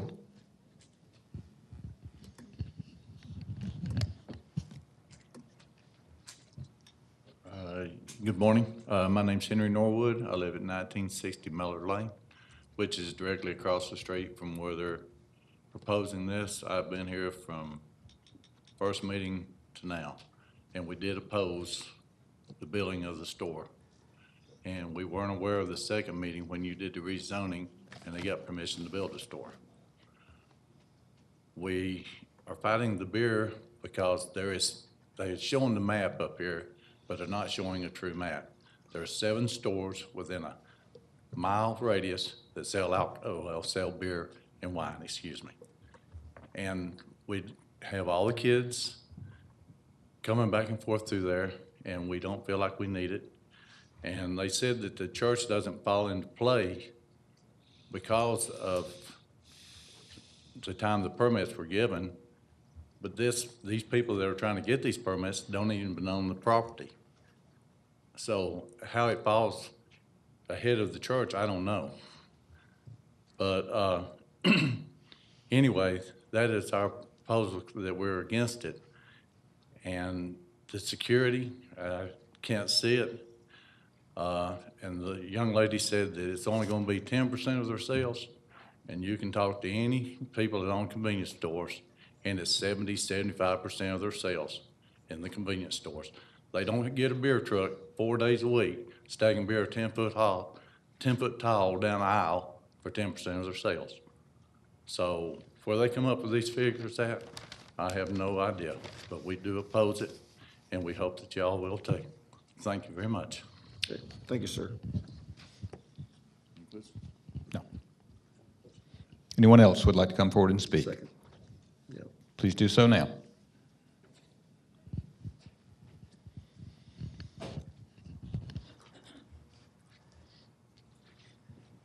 Good morning, Your Honor, Commissioners. My name is Simona Roberts. I live in 1902 Hampton Springs Court. My husband spoke earlier. I would just like to say on November 21st, I received a letter from Mr. Rosen's firm, and that told us about the zoning hearing. We have followed this case from every proceeding, And as Mr. Norwood just stated, we were at the planning hearing back in December and then in March, and we were told that we did not have to appear for the Board of Commissioners because it was voted 5-0 as we didn't even need a gas station. So we did not come back to the next meeting because when we came that day, they talked a lot about Terrell Mill and all these other places. I understand that this is not a zoning hearing. We failed at that. That was because we did not know how to address these items. We had not had to do this before, so we were not aware of the second meeting. So we did not show up when you all voted to approve the gas station, as Mr. Rosen told us on Wednesday, because we were not even aware that they had approved for the gas stations to go in. We said no to it in the beginning. On September 24th, I was contacted by Dana Farkas. She told me that she was with the Alcohol Licensing Division, and she wanted to talk to me about the application for Ms. Jasani. And so that is when we came up with a date for this past Wednesday to have a community meeting. This was not just Southampton Estates. There were people from Milford Church and all surrounding areas that came and met with them. They did not anticipate the amount of people to turn out because from the very beginning, and this is how I met Mr. Adam, in the very beginning, Mr. Garbus was the attorney on scene, and he stated that he had been working with the community, and that was not the case. I was one who received a letter, and that was only because I was active in the board and the community at that time. And there were numerous of my neighbors who never got a letter from them, never even knew that this was happening. And as you stated, there are signs. However, they do fall. Those pictures that you guys taken earlier, that is first put out, just put out. That is very high grass. We stopped yesterday to see a sign. We had to literally stop out of our car, park to take a picture of it. So if anyone who's just passing, they can't see those signs. So we're just saying, basically, all I wanted to point out was that, one, we were not aware of it. Two, we definitely do not need the alcohol in sales. There are 16 convenience stores, as everyone else stated, 7 on Powder Springs Road. There's plenty of places for us to purchase beer and wine. And the other thing that Kathy Rayner lives at 2476. She's not here today. She lives by herself, but she was at the meeting and she did sign her name in opposition of that. And the next house is 2472, and that is Brenda Patton. So when they talked about the 300 radius, Miss Brenda is sitting right there. She is at the second home that comes into that neighborhood. I live in that very first subdivision. There's 2 houses and then our neighborhood right there. The other point that I did want to state is that. Thank you, ma'am. That's your time. I'm so sorry. Thank you. Thank you. Appreciate your passion. I'm sorry. Don't worry about it. I'm glad you're here. Okay. Any questions? Anyone else? Please come forward.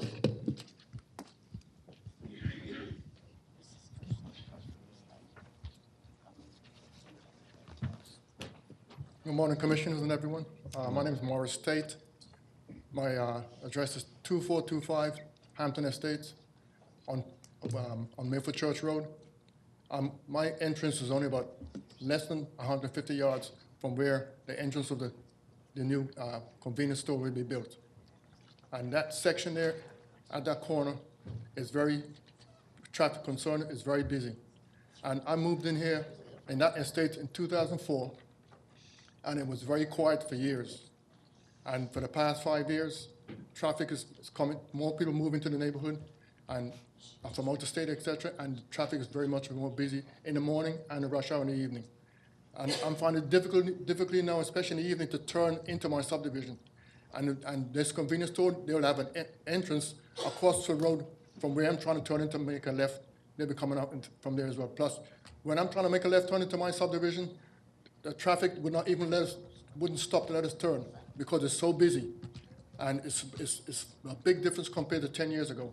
And I can't see this convenience store being in my neighborhood that's going to help us. To me, it's going to make us worse as far as traffic is concerned. And as far as selling alcohol, we don't need it right next door to our home. I can go to Kroger, who's only like a mile away, or 3/4 of a mile away.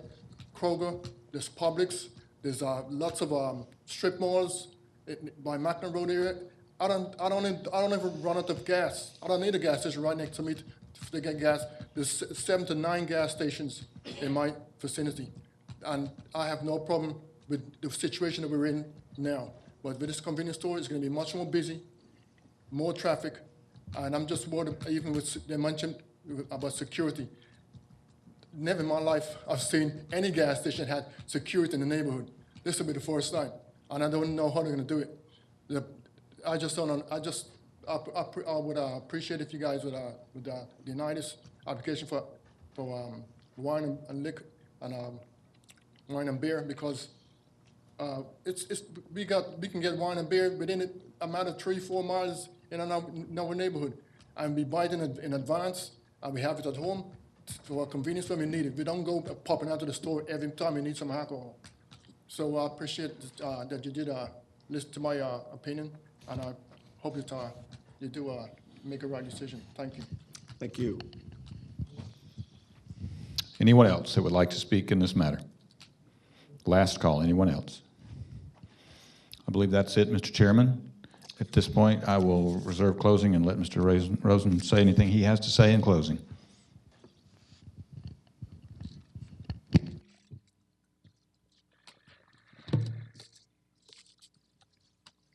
Thank you, Mr. Chairman, Board. I think from what you've seen and what's been presented to you, this property is appropriate for this use. It has been since its beginning. It has been since it was zoned general commercial. It has been for numerous rezonings that this board and previous boards have considered. Macklin and Powder Springs intersection is a vibrant intersection, and that's an amenity to this area. It's not far removed. But it is an area that is not as adequately serviced as that intersection. But it's not an area with nothing else that doesn't have a benefit from the community of these Publix and other restaurants that are in this area. This board has, and the county has approved not only for this use, but for beer and wine package before, as early as 1994. That's something that's in the history, it's in the public record. That was this way before the subdivision, this way before the church. We think that the benefit to the community of an involved and active HOA and what the church is doing here are certainly benefits and great for the community. But it has to be recognized that this was in existence before that time. Your applicant is appropriate.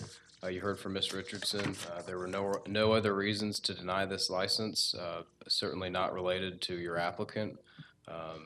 This board is not as familiar, is not seeing it as often as the License Review Board is, but seeing these specifics as to how they will operate, as to how she will have a point of sale system, as to how she will train her employees and retrain her employees. Not all of that is aspirations. Those are things that the county actually requires. The county requires her to go through the RAS certification. All of those things are evidence before this board that show you why this is an appropriate applicant and why the applicant will run this store in a way that will be a benefit to the community. And that satisfies the criteria that this board is looking at. We don't have, other than opinion, evidence of detrimental value for this area. We certainly understand and appreciate the concerns for the other convenience stores that may be in this community, in this neighboring area. But to expect that the drug dealing or the sleeping behind the store is something that we can just assume is going to happen at this location, especially in place with the applicant that you've seen and the things that she's wanted to volunteer as part of her operations, I don't think you can put that on this store, and it's certainly not evidence that this board is considering in its criteria for determining whether or not to approve this alcohol license. There is a number of stipulations without what the applicant has proposed for this license. There are a number of stipulations in the rezoning that protect the things that you're hearing about now. DOT's recommendations, additional volunteered traffic and parking considerations. The building was specifically moved to the frontage of Powder Springs Road to help the quiet enjoyment of this neighborhood. And then now we are looking at well, if there was retail in addition to the gas station, maybe it would be a benefit. Well, we got rid of the retail to satisfy the concerns of a larger retail center, and that was working with the community. There are other stipulations within that zoning that address all the things you hear about at your zonings regularly. Dumpsters, all the things that can be done to help make this the right development and it be a benefit to the area. And all of that has been presented to you, and all of that is actual evidence before this board and its consideration of the potential impact. Evidence that the type of location could create a difficulty in police supervision, something from your code. That was never anything that you saw before you, any evidence to consider. It may have been, proposed that every police officer would agree that the crime rates increased, but that's not actual evidence before this board.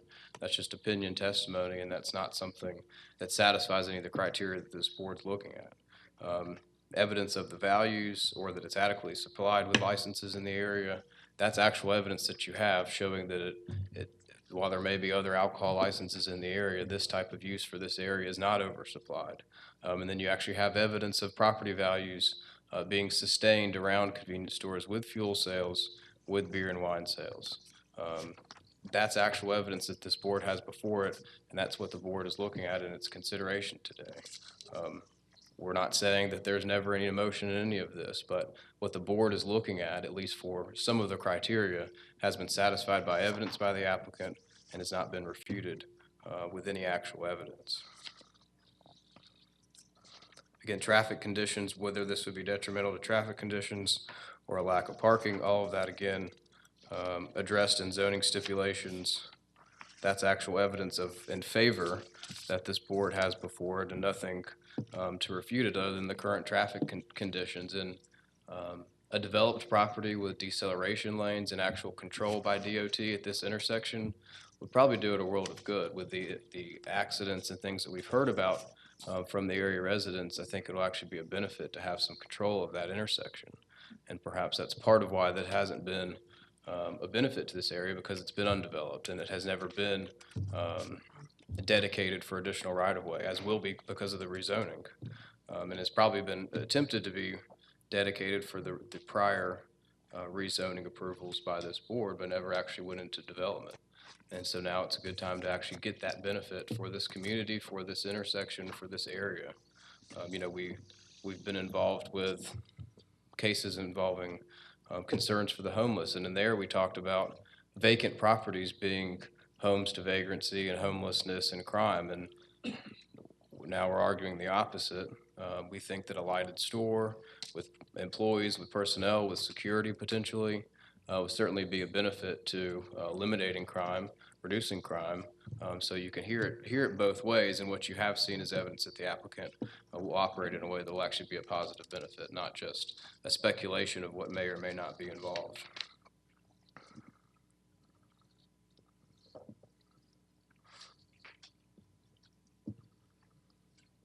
You've seen from the applicant the willingness to work together. While we can't change the zoning conditions, we can impose private covenants. We can do things that your applicant has volunteered to do. I think that she has done everything that is within her power to be able to volunteer those things, recognizing that we can't change the zoning from before, but even without those, you have a number of protections that are already in place and that were actually put in place specifically to address any of these concerns when this board considered this for this exact use. And again, looking back at the hearing and talking about it, the additional application that would have to take place for beer and wine package, being a part of that discussion at that hearing. So those were all things that was contemplated in that stipulation letter, or in the multiple stipulation letters that were a part of that rezoning. So with everything that you've actually been presented with, the actual evidence that you have before you, we think that it is appropriate not to uphold the License Review Board decision. We similarly presented at that board. We think the evidence that they had at that time was in favor of the applicant. This board now has the opportunity to actually look at the evidence that we presented again for a qualified applicant in an appropriate location and not uphold their decision, but to approve this application. So with that, we thank you for your time and for going through witness testimony and all of that. And we appreciate your patience with it. Thank you. Thank you, Mr. Rosen. I'm going to have to let him, I'll have Mr. Hensey, and then we're going to have the board discussion. And I can assure you, Mr. Rosen, you'll have lots of questions back from the board. So again, we'll have a full hearing here.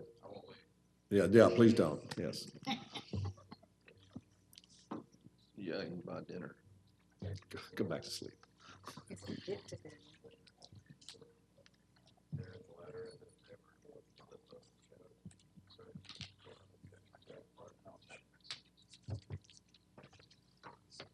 Thank you, Mr. Chairman. Just briefly, and I appreciate Mr. Rosen going through some of this, the criteria that the board needs to bear in mind, because he's right that obviously there's a lot of emotion involved with this, which I totally understand, but this board's job is to identify the criteria or have me help do that and apply that to the situation. So please bear that in mind, as I know you will, and I appreciate you helping to guide this hearing and keep it narrowly focused on the criteria. It wasn't all we need that to be looking narrow, at. according to the other members of the board. Well, it was an admirable job, so thank you for doing that. So the only other thing I would like to clarify with my objection to the letter that had been sent, my objection was to the additional stipulations and conditions and so forth that were being offered. This is not the proper venue for that. But I don't have any objection to the minutes of the zoning hearing itself, that, because this was raised, what was the chronology? What are the things this convenience store can and cannot sell? Those things are, I think, are relevant, so I would have no objection to the minutes being entered into the record. And if you don't object as well, this was in the end of it. It's our constitutional objection, constitutional challenge that was submitted yesterday as a part of that letter, so that's not. Yeah, well, that's just basically a pleading, so yeah, I have no objection to that, so. Sure. Okay, and we're gonna accept the minutes of the planning commission and also. Yes, and then the preservation of right to appeal and notice of constitutional challenge, which they have anyway. So I have no objection to that if you'll accept that into evidence. And beyond that, I leave this into the good judgment of this board. I know that you've had a lot of evidence, testimony you've had to weigh, so thank you for your time. Okay, I'll start with Commissioner Ott. You have some questions? Mr. Rosen.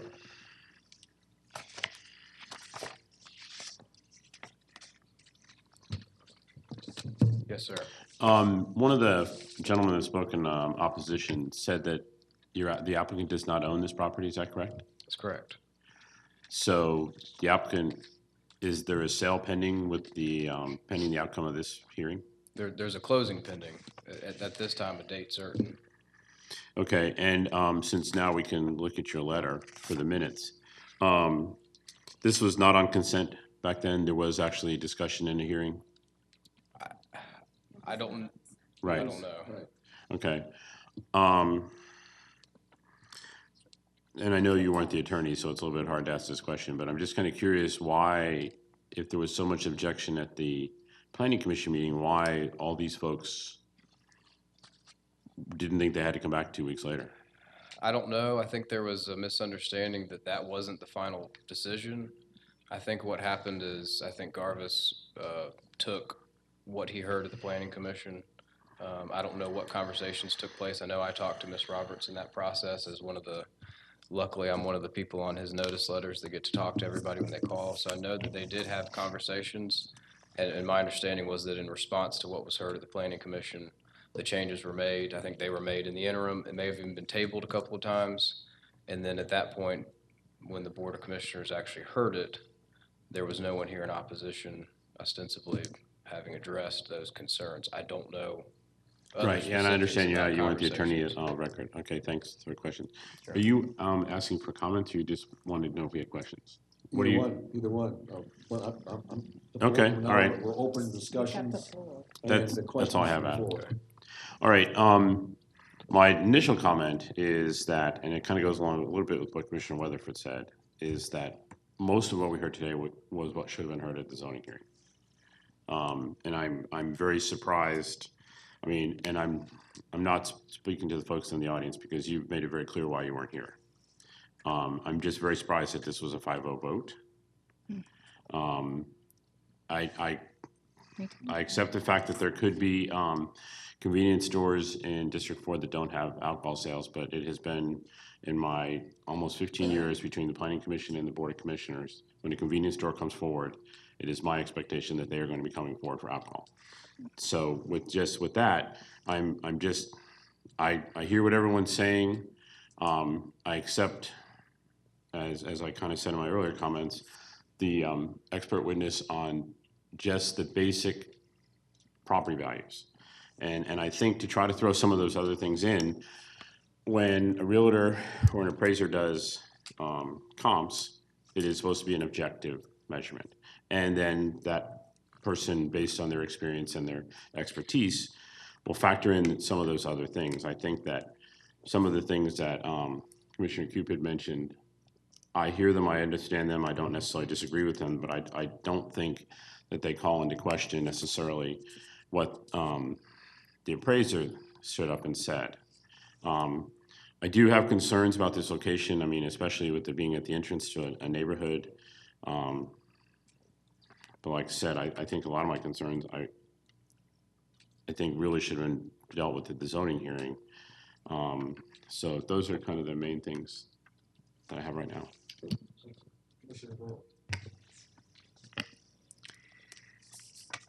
First of all, I do understand that when a convenience store comes in for zoning, it is typical that they would then, once they get approval for that, would apply for alcohol, beer and wine license. However, they're two separate hearings and two separate decisions as far as the requirements and concerns of the surrounding properties. So we've heard, well, first of all, there are two homes that are outside of the, or under the 300 feet distance rule. So that is a automatic denial from the business license division, and we also have a recommendation or a vote for denial from the Alcohol Review Board. And then I know that because the church isn't operational yet, it's close, and it will be part of the community.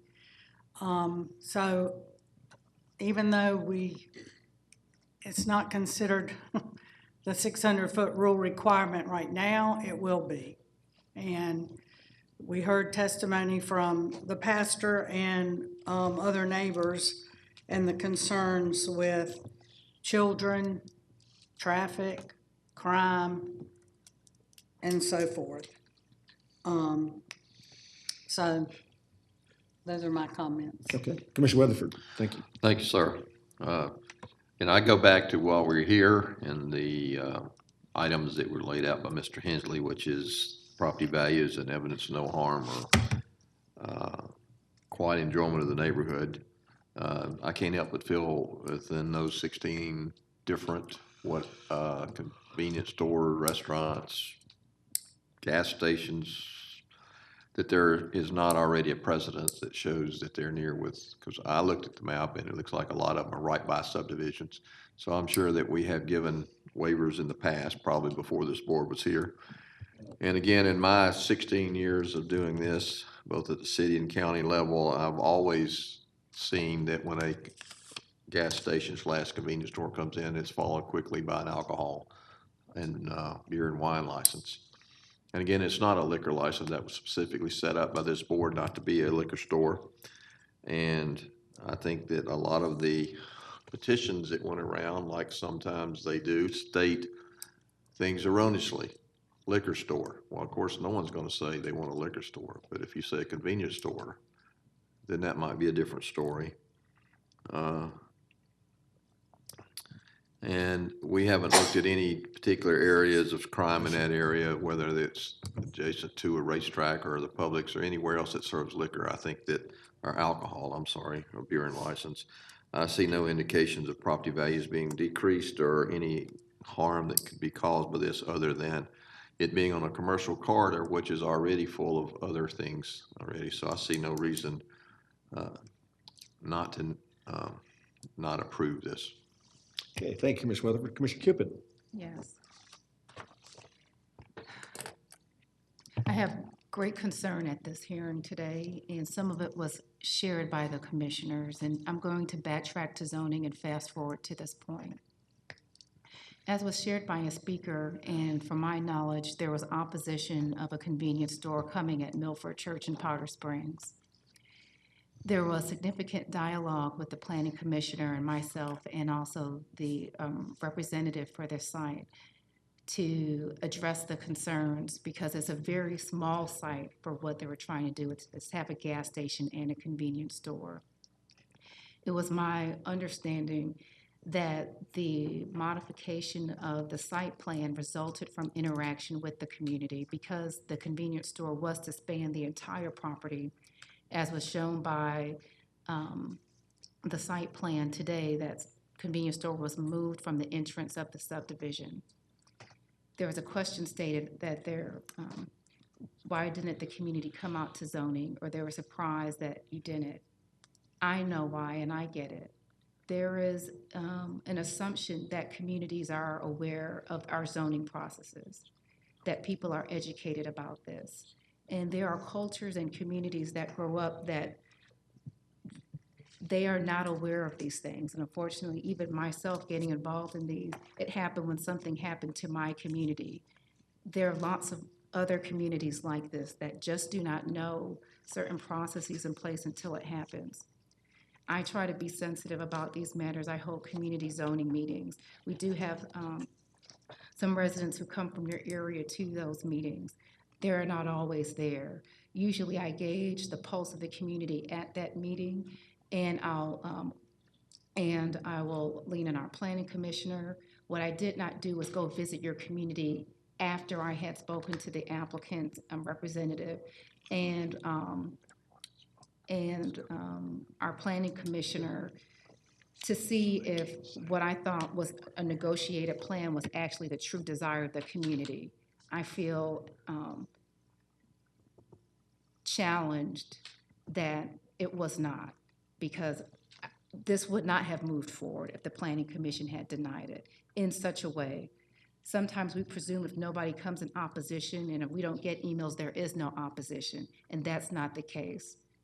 So yes, education is important. Being involved in community is very important. I've been getting emails from your community after 9 o'clock, which shows me that there is not a lot of knowledge about this process, that things should really come beforehand to give us a heads up to know what's going on. I'm just remiss that I'm not more sensitive to that, because I've been in my seat for 6 years and I came from being in that community that did not know. And I just presumed, because there was so much back and forth with the community, I just presumed that what was presented at zoning was a negotiated outcome. And it clearly was not today, which puts you in a very tenuous, when I say you, I'm looking at the community, puts the community in a very tenuous circumstance. We're using different terms today: liquor stores, convenience stores. To me, I see gas station. This is a gas station, and gas stations of today have convenience stores. So there is a thought if you get a convenience store, you're automatically going to have alcohol. To me, this is a gas station that has a convenience store. So that's just my interpretation of a site. Why do I emphasize that? Before this very same board, we had a Shell gas station in the Six Flags area, immediately adjacent to a residential community. Even there are some members of this board who were here when Commissioner Thompson was here, who supported him and also supported me when we denied alcohol sales at the Shell gas station. We denied it for its immediate proximity to residential. And the community said, they told this board that I'm now on, but the prior board, to me being here, we depended on you, board, because you told us no alcohol would come in this gas station. And so even though that wasn't part of the conditions, I have been here prior to being a commissioner under Woody Thompson to see the board continue to not let alcohol be sold in that Shell gas station, even though they've had applicants come in and request it. And they said the same thing that the chairman acknowledged, to say that you knew that you were going to have to come to this community before you bought this site, because some of them have actually leased or went into business for the Shell gas station. And the same comment that was made then, I think, is echoed today. You never really had the assurance that alcohol was coming here, but and this applicant was at least wise enough before purchasing the property to make sure that their alcohol license was going to be in place. But we had another one there who stated that the viability of our store is in question, and they did end up selling. Right now there's alcohol. Right now that Shell gas station operates without alcohol. Let's also speak about another odd place that has no alcohol, Walmart. Walmart off of Powder Springs Road in Mackland sells no alcohol. And someone would say, well, we presume whenever a Walmart comes, they're going to have alcohol, or whenever a Publix comes, they're going to have alcohol. Just because you have a use in Cobb County or anywhere where alcohol is prohibited by state law and within certain proximities, because our state code is not just Cobb County code. Our state code actually regulates the proximity of alcohol to certain locations. But we do not sell alcohol at that Walmart because of the proximity of a church being within the 600-foot distance and them coming out and objecting.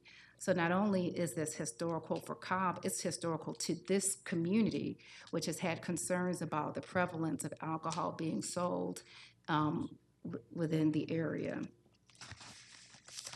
I'm going to get to some of my notes here. I'm just concerned that today it seems as if not only is this application or the concern of the community being called into question, but it seems like the whole waiver process is being called into question. That if it seems to me as if I'm hearing sentiment of the board that if there's a convenience store that's in one of the waiver within the waiver distance, that waiver will automatically be granted if it's a convenience store. And we have applied waivers on several instances, but what is unique about this, and I've supported them, and why did I support those and why is this unique? I supported waivers because we didn't have this. We didn't have people coming out in opposition. We didn't get the emails. We didn't get the calls. This is different, and we say zoning should be done on a case-by-case basis, but yet the sentiment I'm hearing is, well, if you have the use, you automatically are going to get alcohol. That's not reflective of how we view our zoning cases.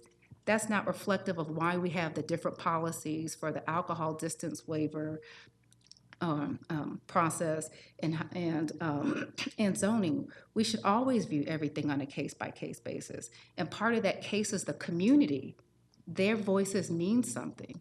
But even if we were to extract the community out of it, the county has processes in place that automatically deny these type of applications when they're immediately proximate to residences within 300 feet, within there are 600 feet of schools and 600 feet of churches. This application was denied by the License Review Board or by staff for that very purpose because of its proximity. And now we are undermining and saying, well, that should be overridden. I'm curious to know, well, what's the basis behind Cobb County even having that in the first place if we're just going to simply just flat out ignore it? I just don't understand. I don't understand that. I think we should have the ability to weigh the policy behind why we have that code in the first place and also have the ability to weigh the unique circumstance of every application. There's some applications where, yes, it may be more fitting. I'm going to have, like I said, another business item coming up. It's immediately adjacent to residential. It's in a strong commercial area. That commercial area has a number of, has at least two very large strip centers, restaurants, other grocery stores that sell alcohol. That one application is offset by the strength of the retail and the neighborhood amenities there, where somebody knows if they are moving here, they are moving into basically a neighborhood retail commercial center of this community. That is in stark contrast to this community. This is right here off of Milford Church and this intersection, this is a residential community. I have the map, somebody said the wrong map is up, so I have a map on my computer that shows the area. You do have to travel greater than a half mile, a mile out, so until you get to those uses. Then you get to the Publix at Mackland and Windy Hill, and you get to that use. Or you go down to Austell Road, where Wallstar is, and then you get to, again, a very strong commercial center of the district. But this is not that area. This is a quiet bedroom community that has this use that's being considered now for this area. So there's some sentiment that's been stated about, well, this area was zoned for this and an alcohol license was approved in 1994. And forgive me, I don't have my calculator. I should be able to do this math in my head being an engineer, but I can't. But 1994 seems about 25 years ago to me. So you're telling me that the conditions set for 25 years ago automatically should be relevant to this community today, that there are no other changing circumstances, no other reasons to consider any other varying use up there. We just approved a storage facility in the Mableton area, and part of our justification for it was that the conditions of the community have changed. If there's anything that's probably changed today to then, is that you didn't have this. You didn't have this community that cared and got involved and has all of these concerns. And you don't have the same amount of residential properties that are continuing to be built in this area as you do have today. And I think that means something. I spoke to the applicant. Very impressive young lady. I think she would make a fine owner of any convenience store based off of her background, her family's background. She's very mindful of people, and she wants to do the right thing. To me, my concern about this application has nothing to do with the strength of her capability and her character, which she has presented here today and in communication with her. This is about whether or not this use is fitting to the proximity of this community in light of the concerns that are there. Because of the and in light of that, should a waiver be granted based off of the three factors that Commissioner Ott shared?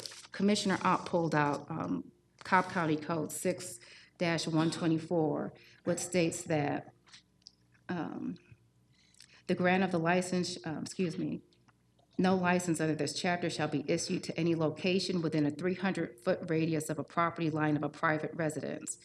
However, if the license review board, if appeal is filed at a public hearing, shall determine that the property values of the residences will not be affected. One, that the quiet enjoyment of the premises by the residents thereof shall not be adversely affected. Two, and that the grant of such license shall have no other adverse effect on the residents. The residents are here today sharing that it's going to have other adverse effects on them. And I think that's a factor that we can consider in not granting this application that's here today. Socioeconomics, which I brought up, has a lot to do with things. A liquor store or a sale of alcohol or a convenience store, a bar, those type of amenities in strong communities that have strong socioeconomic factors will be impacted differently. When you have areas that are challenged, as the applicant herself stated, as not in a strong school district, it will have a different impact. And somehow, I don't know how it's like, sometimes in Cobb County, I feel like we have one code, but it doesn't deal with the fact that sometimes you're dealing with two Cobb counties, that our communities are different based off of socioeconomics, and that the impact of certain things in some areas will have a different impact here. And I think just looking at the socioeconomics here, the community participation, the proximity to a church that will be here, looking at the proximity of residents, are adequate to deny this license. And just because there's a convenience store, based on the history of this board, and based off the support of these commissioners, does not imply that an alcohol license should be readily granted to this site. Yeah. Let me just make a couple small comments. First of all, the expectation of a beer and wine license is an expectation. And I think I haven't been on the board 12 years, I haven't been on board 16 years, but I know what the word expectation means. And it doesn't mean anything unless it's approved. And so that was why I asked the question, were they well aware of the fact that if they were gonna sell beer and wine there, they realized they were gonna have to come before a liquor review board to get approval? And the answer was yes, they knew that. So there was no guarantee that they were gonna get beer and wine. That's my thing. So my comment, is that the sentiment is by some of the board members, okay, it's not all of it. I just don't want to get the impression that we're automatically all going to be in the same group here together. But the, my whole thing here is every case is different. Whether it's zoning or liquor, or this case here, every case is different, which is why it has to have a full airing. And I think if we do nothing else today, we can say we left this case with a full airing. So with that, Commissioner Roth, I'll turn it back to you. Yeah, mine are just quick, and I was on the planning commission when Commissioner Cupid came as a citizen and spoke and supported her in the no alcohol. And so that is why I bring up, and I don't want it to be presumed that just because I'm talking about that a convenience store that I historically see them wanting alcohol, I'm not saying that it should be automatically granted if that's not what's being said. Right. It's just being said that typically people like yourself show up at the meetings and say we don't want alcohol and all that. So I just wanted to get that point clear. And yes, you're right. I mean, you were very active those many years back, and that's why I asked the question, because I was really surprised to see that no one was here. But I think the community has answered why. So I just wanted to kind of clarify that. Okay. All right, so I think what I'm going to do now is that if we vote yes, that means. We have a motion. Well, I know that. I'm just going over the rules here, okay? When we have a motion, all right, if you vote yes, that means you're going to sustain the Liquor Review Board's decision. If you. No, we have to have the motion first.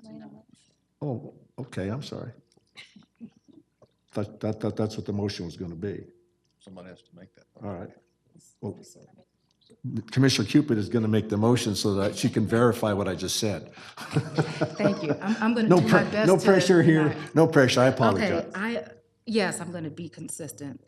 I move that we uphold the outcome of the business license division and deny the application for sales package license at 1949 Powder Springs Road, doing business as Powder Springs Mart. We have a second. Second. We have a second, all right. Go ahead.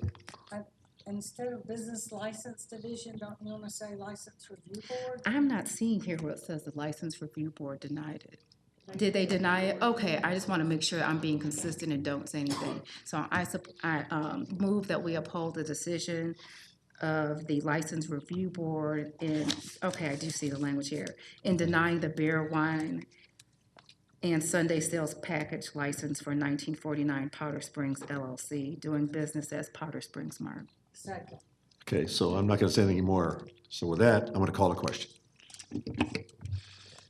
And we've done. Why? No. Okay, so, and it's passed 4-1 with Commissioner Weatherford in opposition.